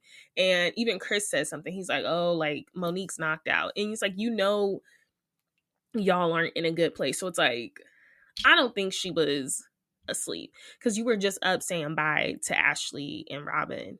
Like, were you really asleep? I don't think so. So yeah, this rubs Monique the wrong way, and like she brings up the mother pretending to be asleep, and then Monique then calls the friendship a facade, and how Candiace was profiting more out of their friendship than she was, and it was not a reciprocal relationship. They're starting to yell. At the time, Candiace is on her Anne Hathaway Princess Diaries, I said, banging the knife against the glass, like trying to make an announcement, and then Wendy snatches the glass. You can tell Candiace is a little lit. And you can tell the ladies are a little lit. Like, you can tell producers are probably like, okay, guys, loosen up, have some wine, and then we'll start filming. So I think it's definitely giving that. And then we see Wendy snatch the knife from her because Candiace is making a speech about something.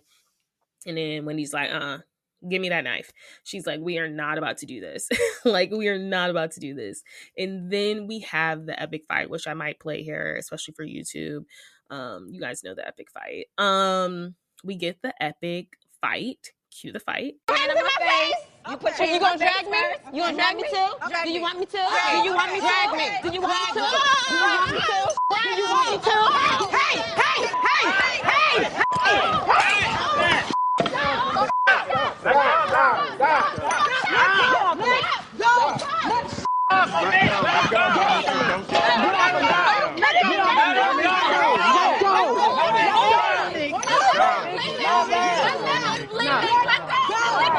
Get off of me. Let her go. Get off of me.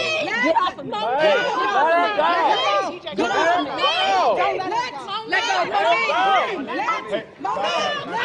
off of me. Let her go. Let her go. Let her go. Stop. Get off. Baby, no. No. Stop it. Get off of me. Stop it. Stupid bitch. Talk all that mess. Stop it. Stop! Get the hood rat ass bitch out of here. What happened? The whole building is shaking. What the just happened? Is my wig on? Yeah, you're on. The hood rat came out. Okay. Where's Monique? She asked for it. You keep talking. You literally want somebody to hit you, so that's what happened. What is it, wine on my face? Ooh. His mouth is bleeding. Yeah, did she hit me in the face with a glass? We get an emergency care. Just come over here for a minute. Okay. Just come over. I'm fine. I know, away from the camera, girl. I got your wig, damn it. You gonna drag me? Now you baiting me?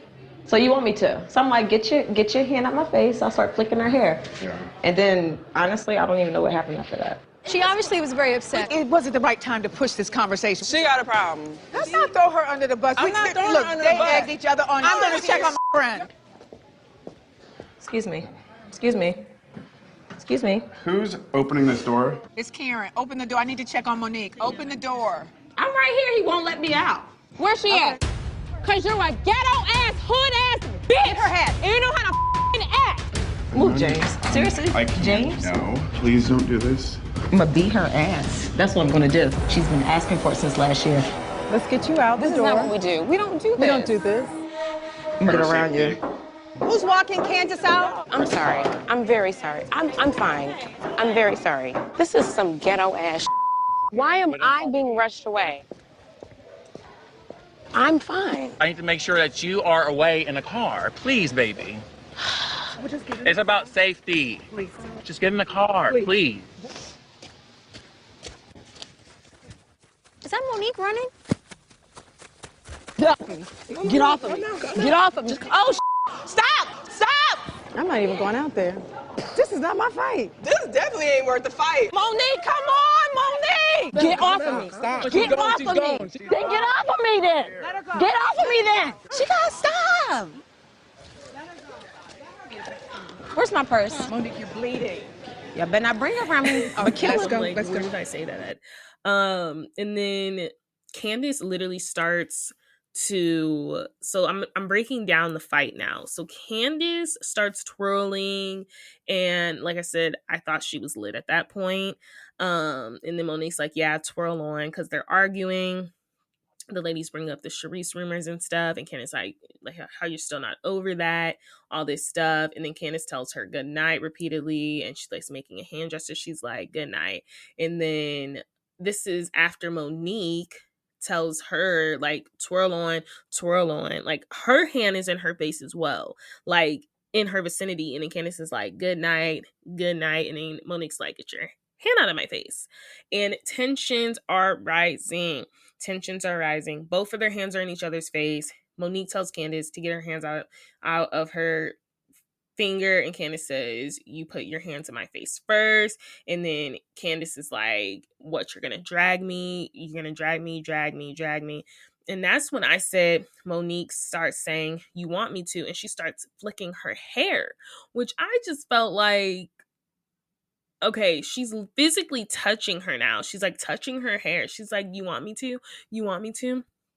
And then Candiace keeps saying like, drag me or whatever. And the way it clips, I feel like Candiace was trying to grab her hair or something, because it's like at this point Monique is flicking her hair, so it looks like Candiace is like she was trying to flick her hair or something, because it's like, you're touching me, you're in my inner personal space.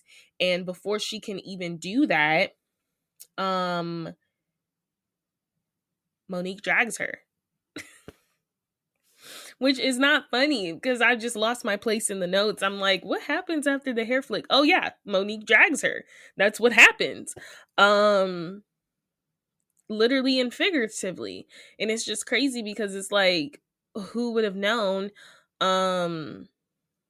It was foreshadowed in my part 1. I talk about when, and it's crazy because production places back in the next episode is a continuation of when they initially met, and how Monique's like, you know what, I like this Candiace girl, but she does all talking with a lot of this, and you might have to hit her with that, and you know, you might pop her or something, you might have to hit her back or something. And it's like, you really foreshadowed how y'all's relationship would have went. So that's when the fight really breaks out. Monique is in this rage, she cannot see. Wine gets tossed on her, and you know, she at this point has a handful of Candiace's wig, and she is bashing her head, like just punching it over and over again across the table.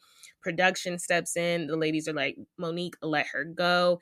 And at this point, Candiace is trying to do anything to protect herself. Her glass somehow is now broken, and she is able to chuck it at Monique or something. Glass hits Monique's lip. Monique is bleeding. And yeah, Candiace still has like a glass in her hand, but it seemed like she was able to like break it and like throw something. Like I said, Monique is in a rage. She's not letting go. Production is telling her to stop. They eventually get her to stop, and then they walk her out. It is a full mess. And now we have Candiace yelling, that is a ghetto AB. I don't know, I could have said it. And then she said HUD ass B, like all of this stuff. Monique goes around the building, and she's trying to get back into that barn as the production is escorting Candiace out, and she's trying to run in there. She said, I'm gonna kill that bee. You know, when you get into a fight, your adrenaline is up, and all you want to do is get into that ass. So she literally is just in a blind rage, and I understand. Like, I'm gonna talk about that, but I'm just saying I understand. She was very angry, and she just wanted to get to Candiace. Like, she just wanted to get to Candiace regardless. Essentially, let's break down the fight. We are winding down. So essentially, after the fight, I would say the ladies really rallied around Candiace. They were not looking forward to seeing Monique. They really rally around Candiace, except for Ashley, who was not there for the fight. And I would say Karen tries to play middleman a lot, but it does give like she's favoring Monique's side, which is shocking. This caused a huge social media difference of opinions. A lot of people were saying, you know, Candiace deserved what she got. A lot of people compare it to the Kenya Moore versus the Portia Williams. And let's compare it really quick. Let's take a break from these notes that I dug deep into. Let's compare it really quick. So what we have is, I think, season 6, season 7. I think it's season 6 reunion or season 7. It may be season 7 of Atlanta. We get the infamous fight between Portia and Kenya. What I will say is different in the fights is that Kenya was clearly physically provoking Portia. She had a blowhorn and she had like a princess wand. She pointed in Portia's direction. Portia snatched that, threw it on the floor, and then she had the blowhorn and she called her a dumb hoe. And that was Portia's last straw. But Kenya was using props that whole reunion in Portia's face, and they were sitting on the same couch. And if you have that constantly in your face, even though Cynthia and her lovely breasts were exposed, even though Cynthia was supposed to be the shield in between them, you have someone constantly in your face with props provoking you. I say what happened to Kenya Moore was 100% warranted, because you can't be doing that. What I will say, I don't think what happened to Candiace was warranted. I think it was a lot of outside chatter that got in between. I think Monique was really frustrated of what was happening at home and all the rumors going on about the trainer. And then I also think Giselle and Ashley 110% provoked that fight. Giselle knew Monique and Candiace were not in a good spot. And she's like, what's going on with you two? Being nosy. And Ashley was also to blame too, with all these back and forths with the whole Charisse thing. But when you look at it on a huger scale, it was a lot of outside chatter. They weren't arguing directly. It was from other instances. You're upset that, I am pulling Ashley and Giselle to the side to have a conversation about Ashley and her husband that was seen in a strip club. You're upset that Charisse at a party and I had no clue, given the state of y'all's relationship, which we'll get more into with the reunion. Like, did Candiace know? Did she not know? But it was a lot of outside chatter. And I just think Monique was really upset with the people talking about the rumors. Candiace was never talking about the rumors, and she should have took it out on those people. Also, like I said, clearly things were not 110 at home. I saw her and Chris like bickering a lot. It was very like dictatorship, and it seemed like she was exhausted. And then also the podcast stuff. Like, I don't think we can fairly compare Kenya Moore and Portia's situation to Candiace and Monique, because at the end of the day, like, yeah, words are words, but I say Kenya had literal props in Portia's face. You felt threatened, and this is why I never believed Monique. You felt threatened by little old Candiace. Y'all across the table, and she's saying, you're gonna drag me. You're flicking my hair. You're fighting with me just as much. You're just upset my words are cutting. And I don't even think she said anything besides you gonna drag me, referencing season 4 when you said you was gonna drag her pregnant and all. I don't think what happened to Candiace was warranted at all. Does she have a slick mouth? Yes. However, if you have a slick mouth, you are going to have to know physically how to defend yourself, because there are going to be people in this world that don't know what to do with that. So they resort to violence. If you have a slick mouth, I would hope you know how to fight. But just because you have a slick mouth does not mean you should be expected to be attacked. That's my true, honest opinion. So let's get back into the husband's reactions. So the Chris's reactions are very different. Candiace's Chris is very supportive. He's like, get your butt home, because she calls him on the ride home. Whereas Chris Samuels is like embarrassed. He's a retired NFL player. He like, you don't need to be beating up nobody. Like, what is going on? He is honestly disgusted. He said this is not a good image. Like, she calls him obviously in a rage, because she was still upset, and he's just like, this is not a good look. Like, he is disgusted with her. I would have loved to have been a fly on the wall at that home, because he was not here for it. Let's talk about the aftermath. Then we're gonna get kind of into Monique's sit down with the ladies, and we're gonna get into the reunion. So Karen, like I said, she does a good job at remaining neutral, though I do think she favored Monique. And like I said, Ashley sided with Monique because she was even saying like Candiace's mouth is so slick, whatever, like she can't be talking to people all types of ways. So the other, like I said, the other ladies really rally around Candiace, and it's mostly because they believe Monique really escalated that situation, and Monique has like no remorse. Candiace is very shocked. So we're getting their initial reactions after the fight. Candiace is very shocked by what Monique did, and she just feels like Monique has taken no accountability. Monique has not at this point.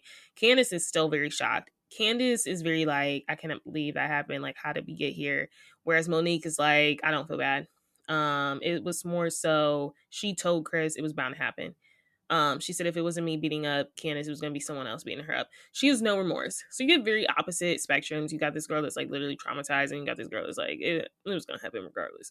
Well, I feel like you not threatened by someone like Candiace. You was not threatened by somebody like Candiace who weighs like literally 90 pounds. You're not. Monique also admits that she like blacks out and doesn't remember how anything happened, because at this point she's trying to save face, in my opinion. She's putting together pieces of a story. The events did not happen that way. So she calls up Karen. She's like, I want to have a Ponderosa with the girls. Obviously Candiace is not invited. And during this Ponderosa, Candiace decides to have a therapy session, and she's talking about like the whole Monique of it all of that stuff. And Candiace believes she didn't do anything to warrant a physical attack, but she said, have there been things I've done in the past? Yes. So we still see Candiace, I would say, taking more responsibility, but she said, I've apologized to this girl 4 times. And I agree. She's apologized to her at the dinner for Ashley to get her out the house. She apologized to her at Ashley's Sippency, and then she apologized to her like 2-3 times at Monique's lake house thing. Like, she's apologized, and she's apologized off camera for how she's made her feel, and she apologized at the reunion and stuff. Like, it's just like, how many times do I have to apologize to this girl? And you're literally provoking me at this point. I do think Monique was like egging her on at this point and was constantly looking for something to say. Like, she just couldn't let it go. And it's annoying. So let's get into this sit down. So the ladies bring up Monique's tweet, which essentially shows no more, like she has no remorse. And it said, asking you shall receive. They also believe Monique's camp is responsible for leaking the physical fight, because they said like 2-3 days later after the fight, there was a bunch of blogs being reported in support of Monique. And it was a very one-sided story.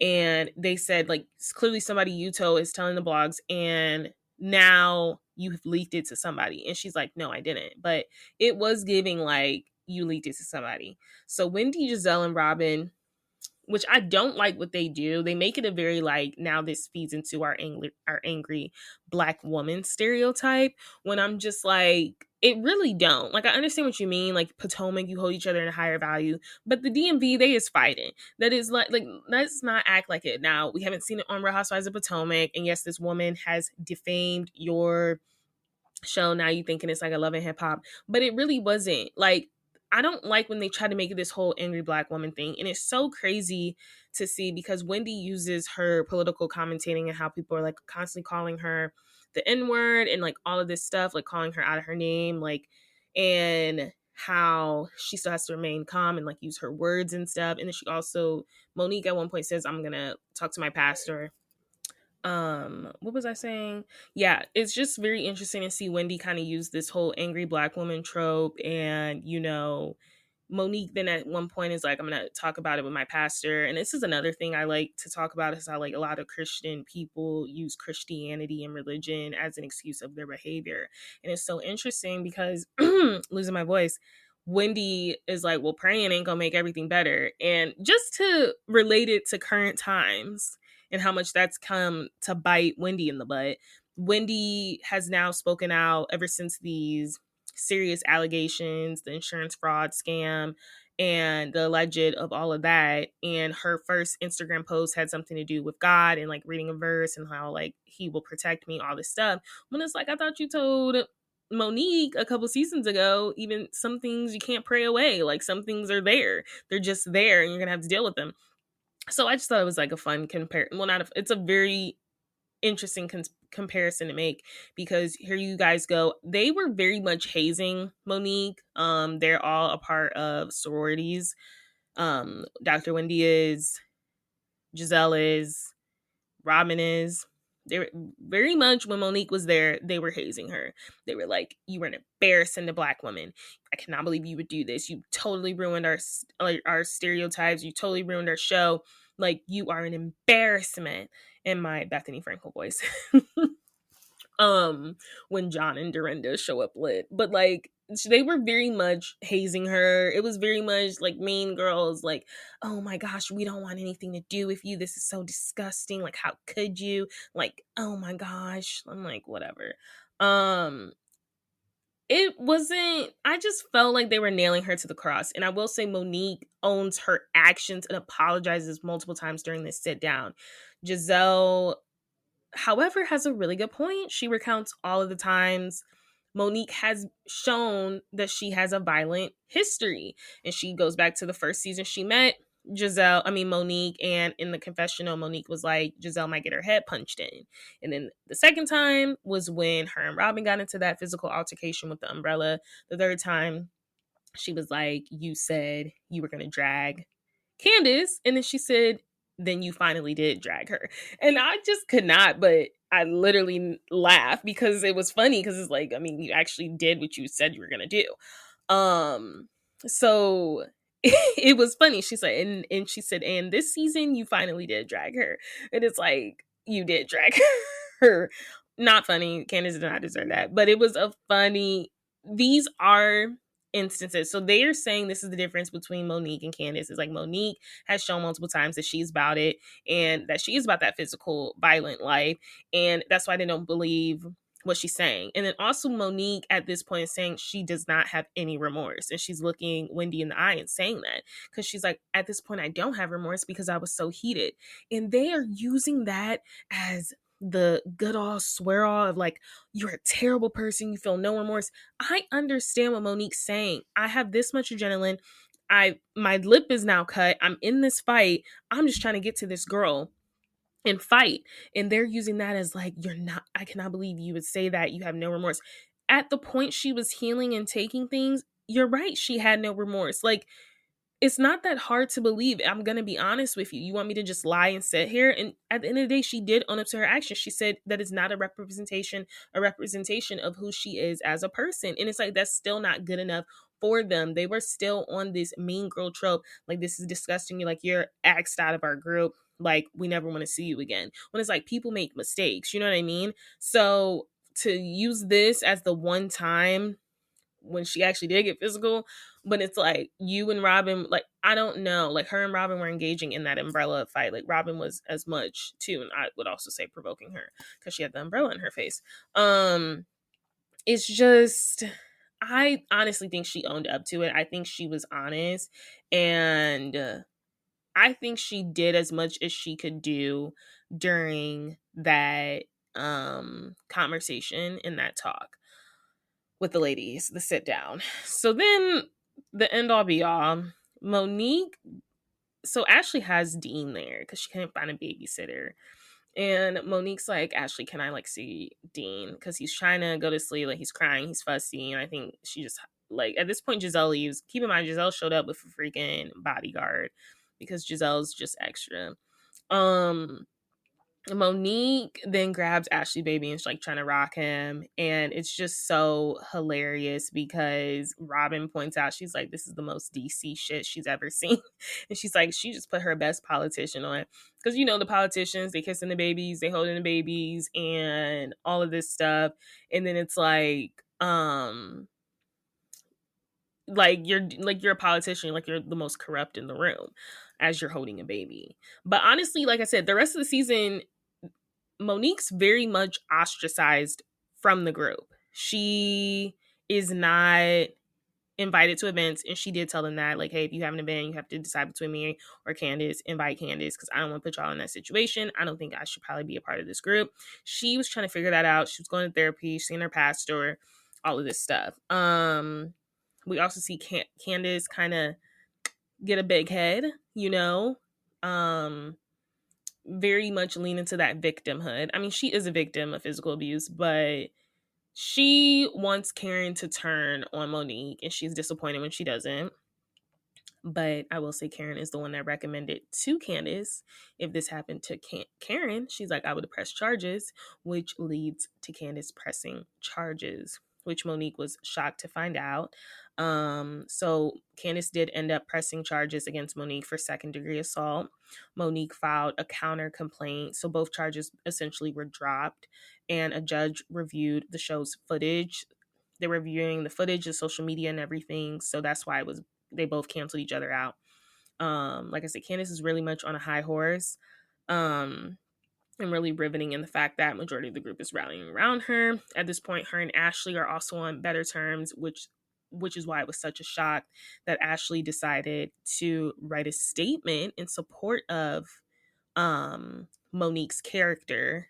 And a lot of viewers and a lot of the cast saw it as like a get back at Candiace. Is like, y'all are finally on good terms, and now you're using this point to kind of diminish her character. And now, but she didn't diminish Candiace's character, but it's just like, you weren't even there for the fight. So it's like, if anything, you should just stay out of it. And Giselle had made a point at the reunion saying how, like, because they were there, they didn't want, Monique to go to prison or anything. They were like, maybe community service. They were like, maybe they should have pressed charges, but they weren't expecting her to go to jail. And I think the biggest thing is like, Ashley, you weren't even there to see the fight. It's like, why are you involving yourself? And they just thought none of the ladies should have gotten involved. But the fans, yeah, they were really divided. My take is that I don't think Candiace deserved that at all. I understand both sides. I understand Monique being blacked out and just wanting to get to her, but I don't think what was happening at the moment at the winery, Candiace deserved to be dragged. I think Monique was really upset about I think the last thing that really got to her was the cancellation of the pod, her appearance on there. And I think she was like, oh my gosh, like, she already wasn't selling tickets. She only had sold like 30 out of 200 apparently. So she was really stressed. And I think then getting that is just kind of like, great, now what? But I will remain to this day, Candiace did not deserve to be dragged across that table and have her head beaten like no tomorrow. And I maintain that. But I also didn't agree with how the group really ostracized and really just left Monique out, even though she said, like, if you have to choose Candiace. I didn't agree with the whole sit down and how they really tried to paint Monique as this physically violent person at all. Okay, let's get to this reunion and let's wrap it up in a nice bow, as I promised. So, like I said, Monique was really trying to rewrite history, I thought, at the reunion. She was claiming that what triggered her was Candiace reaching under her chin, which did not happen. Even Andy said that. And Monique's really like, well, we can pretend that didn't happen. Also, let's not forget the sit down. The ladies had to tell Monique what happened. Like, you were the one that escalated it and was trying to physically get it started first. Because when you start touching her hair, like, that's just not right?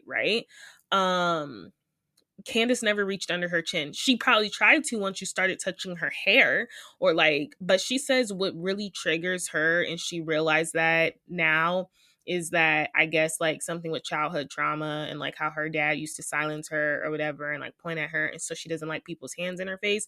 But I'm like, your hand was in her face as well. But it's also revealed that Monique thought Candiace had pushed her, and that's really what set her. And what we can see is it was actually Giselle's hand that pushed her. She was like, and then Andy's like, well, Giselle, why did you do that? She was like, I was trying to get her to stop, of course. Like, she did not expect it to escalate like that. So she was actually trying to get her to stop. That was her hand, but Monique was already on one, so she thought she had pushed her, because she whispers that to Ashley. Monique's very unemotional. This is a year later. Keep in mind, COVID's happened. This is after all the charges and stuff. The charges were dropped by the reunion. This is a whole year later that she's seeing Candiace, since everything's happened, because they've literally succeeded in avoiding each other the rest of the season. Like, they didn't see each other. So like I said, Monique's very unemotional, and Candiace is very shocked at the lack of emotion, but also Candiace is very emotional because Candiace hasn't seen the footage. She doesn't like to look at the footage because she says she don't like to see herself in that way. Like, it's very traumatizing for her. And she just is very disappointed of how the narrative has played out online. It's really played out like Candiace deserved it. You know what? Your mouth is so slick. Like, this is what you get. And she thinks that Monique should have like stood up for her at this time. Also, Monique does issue her an apology, and the biggest issue Candiace has with that apology is all the social media stuff, because I guess Monique had dropped a song because, you know, she's a recording artist, and it was called Drag Queens, and the lyrics are literally like, you know, all that stuff, and she was really much like internet gangster, like, you know, this is what happens. She didn't really have any sympathy the past year, so she finds it hard to believe we're at the reunion and all of a sudden you have this sympathy for me. Like, it's not giving. Which is honestly valid. And then, like I said, Candiace also took accountability for her mouth. She said, I know my mouth can be very cutting. I'm a wordsmith. I love that word. She took accountability. Monique apologized. They have still not hung out. There has been no meeting after this. Obviously, we know Monique leaves the show. She did not get the boot. She leaves the show because the damaging rumors about her relationship with Chris really started to affect them as a family and a unit. Chris did not want her returning back to the show. She did not want to return back to the show after everything. So that was Monique's last time. Obviously, we know Candiace is no longer on because things have gotten so toxic in that environment, between her, Giselle, and Robin. Robin's no longer on the show. It's a completely different new cast, but that is one of the most controversial fights ever in reality TV. A lot of people team Monique, a lot of people team Candiace. I was team both of them. I think emotions were running high, but I will continue to say it to this day. No, Candiace did not deserve to get dragged at all. It was not warranted, and it sucks because they really had a good short-lived friendship. It was probably one of the shortest that turned the worst. They had a really good friendship, or like basis, and I think it would have been nice to see them kind of team up against Giselle, Robin, and them, and Ashley, versus throwing each other under the bus. I think it's really unfortunate what happened. Obviously, this was like 10 years ago. Well, it was in 2020. It was like 5 years ago. Everyone has moved on to it, but now we are going to see Monique back on Real Housewives of Potomac, and that's why I wanted to do this breakdown, because people are like, well, why did she go away? Or like, you know, there's so many new Potomac watchers, and I do recap Potomac, and I thought it was so fitting to do this breakdown now, because she is going to be back on Potomac within the next couple episodes. So yes, that is for what's the reality on Candiace and Monique's friendship fallout on What the Reality. I hope you enjoyed listening. Make sure you guys give this a thumbs up. Let me know what else you want to see. And yes, I can't wait to do my next deep dive. We love a good deep dive. Next one won't probably be for another 2 weeks because I have to figure out what I want to do. And yeah, do I want to stick in Bravo or do I want to divvy somewhere else? I don't know. We're gonna see. There's always, I'll tell you what, that's why I love doing the pod, because there's no shortage of scandal when it comes to Housewives or Bravo Lebs. There's always something to deep dive into. And yes, I think Reddit a lot because I get a lot of my ideas from Reddit.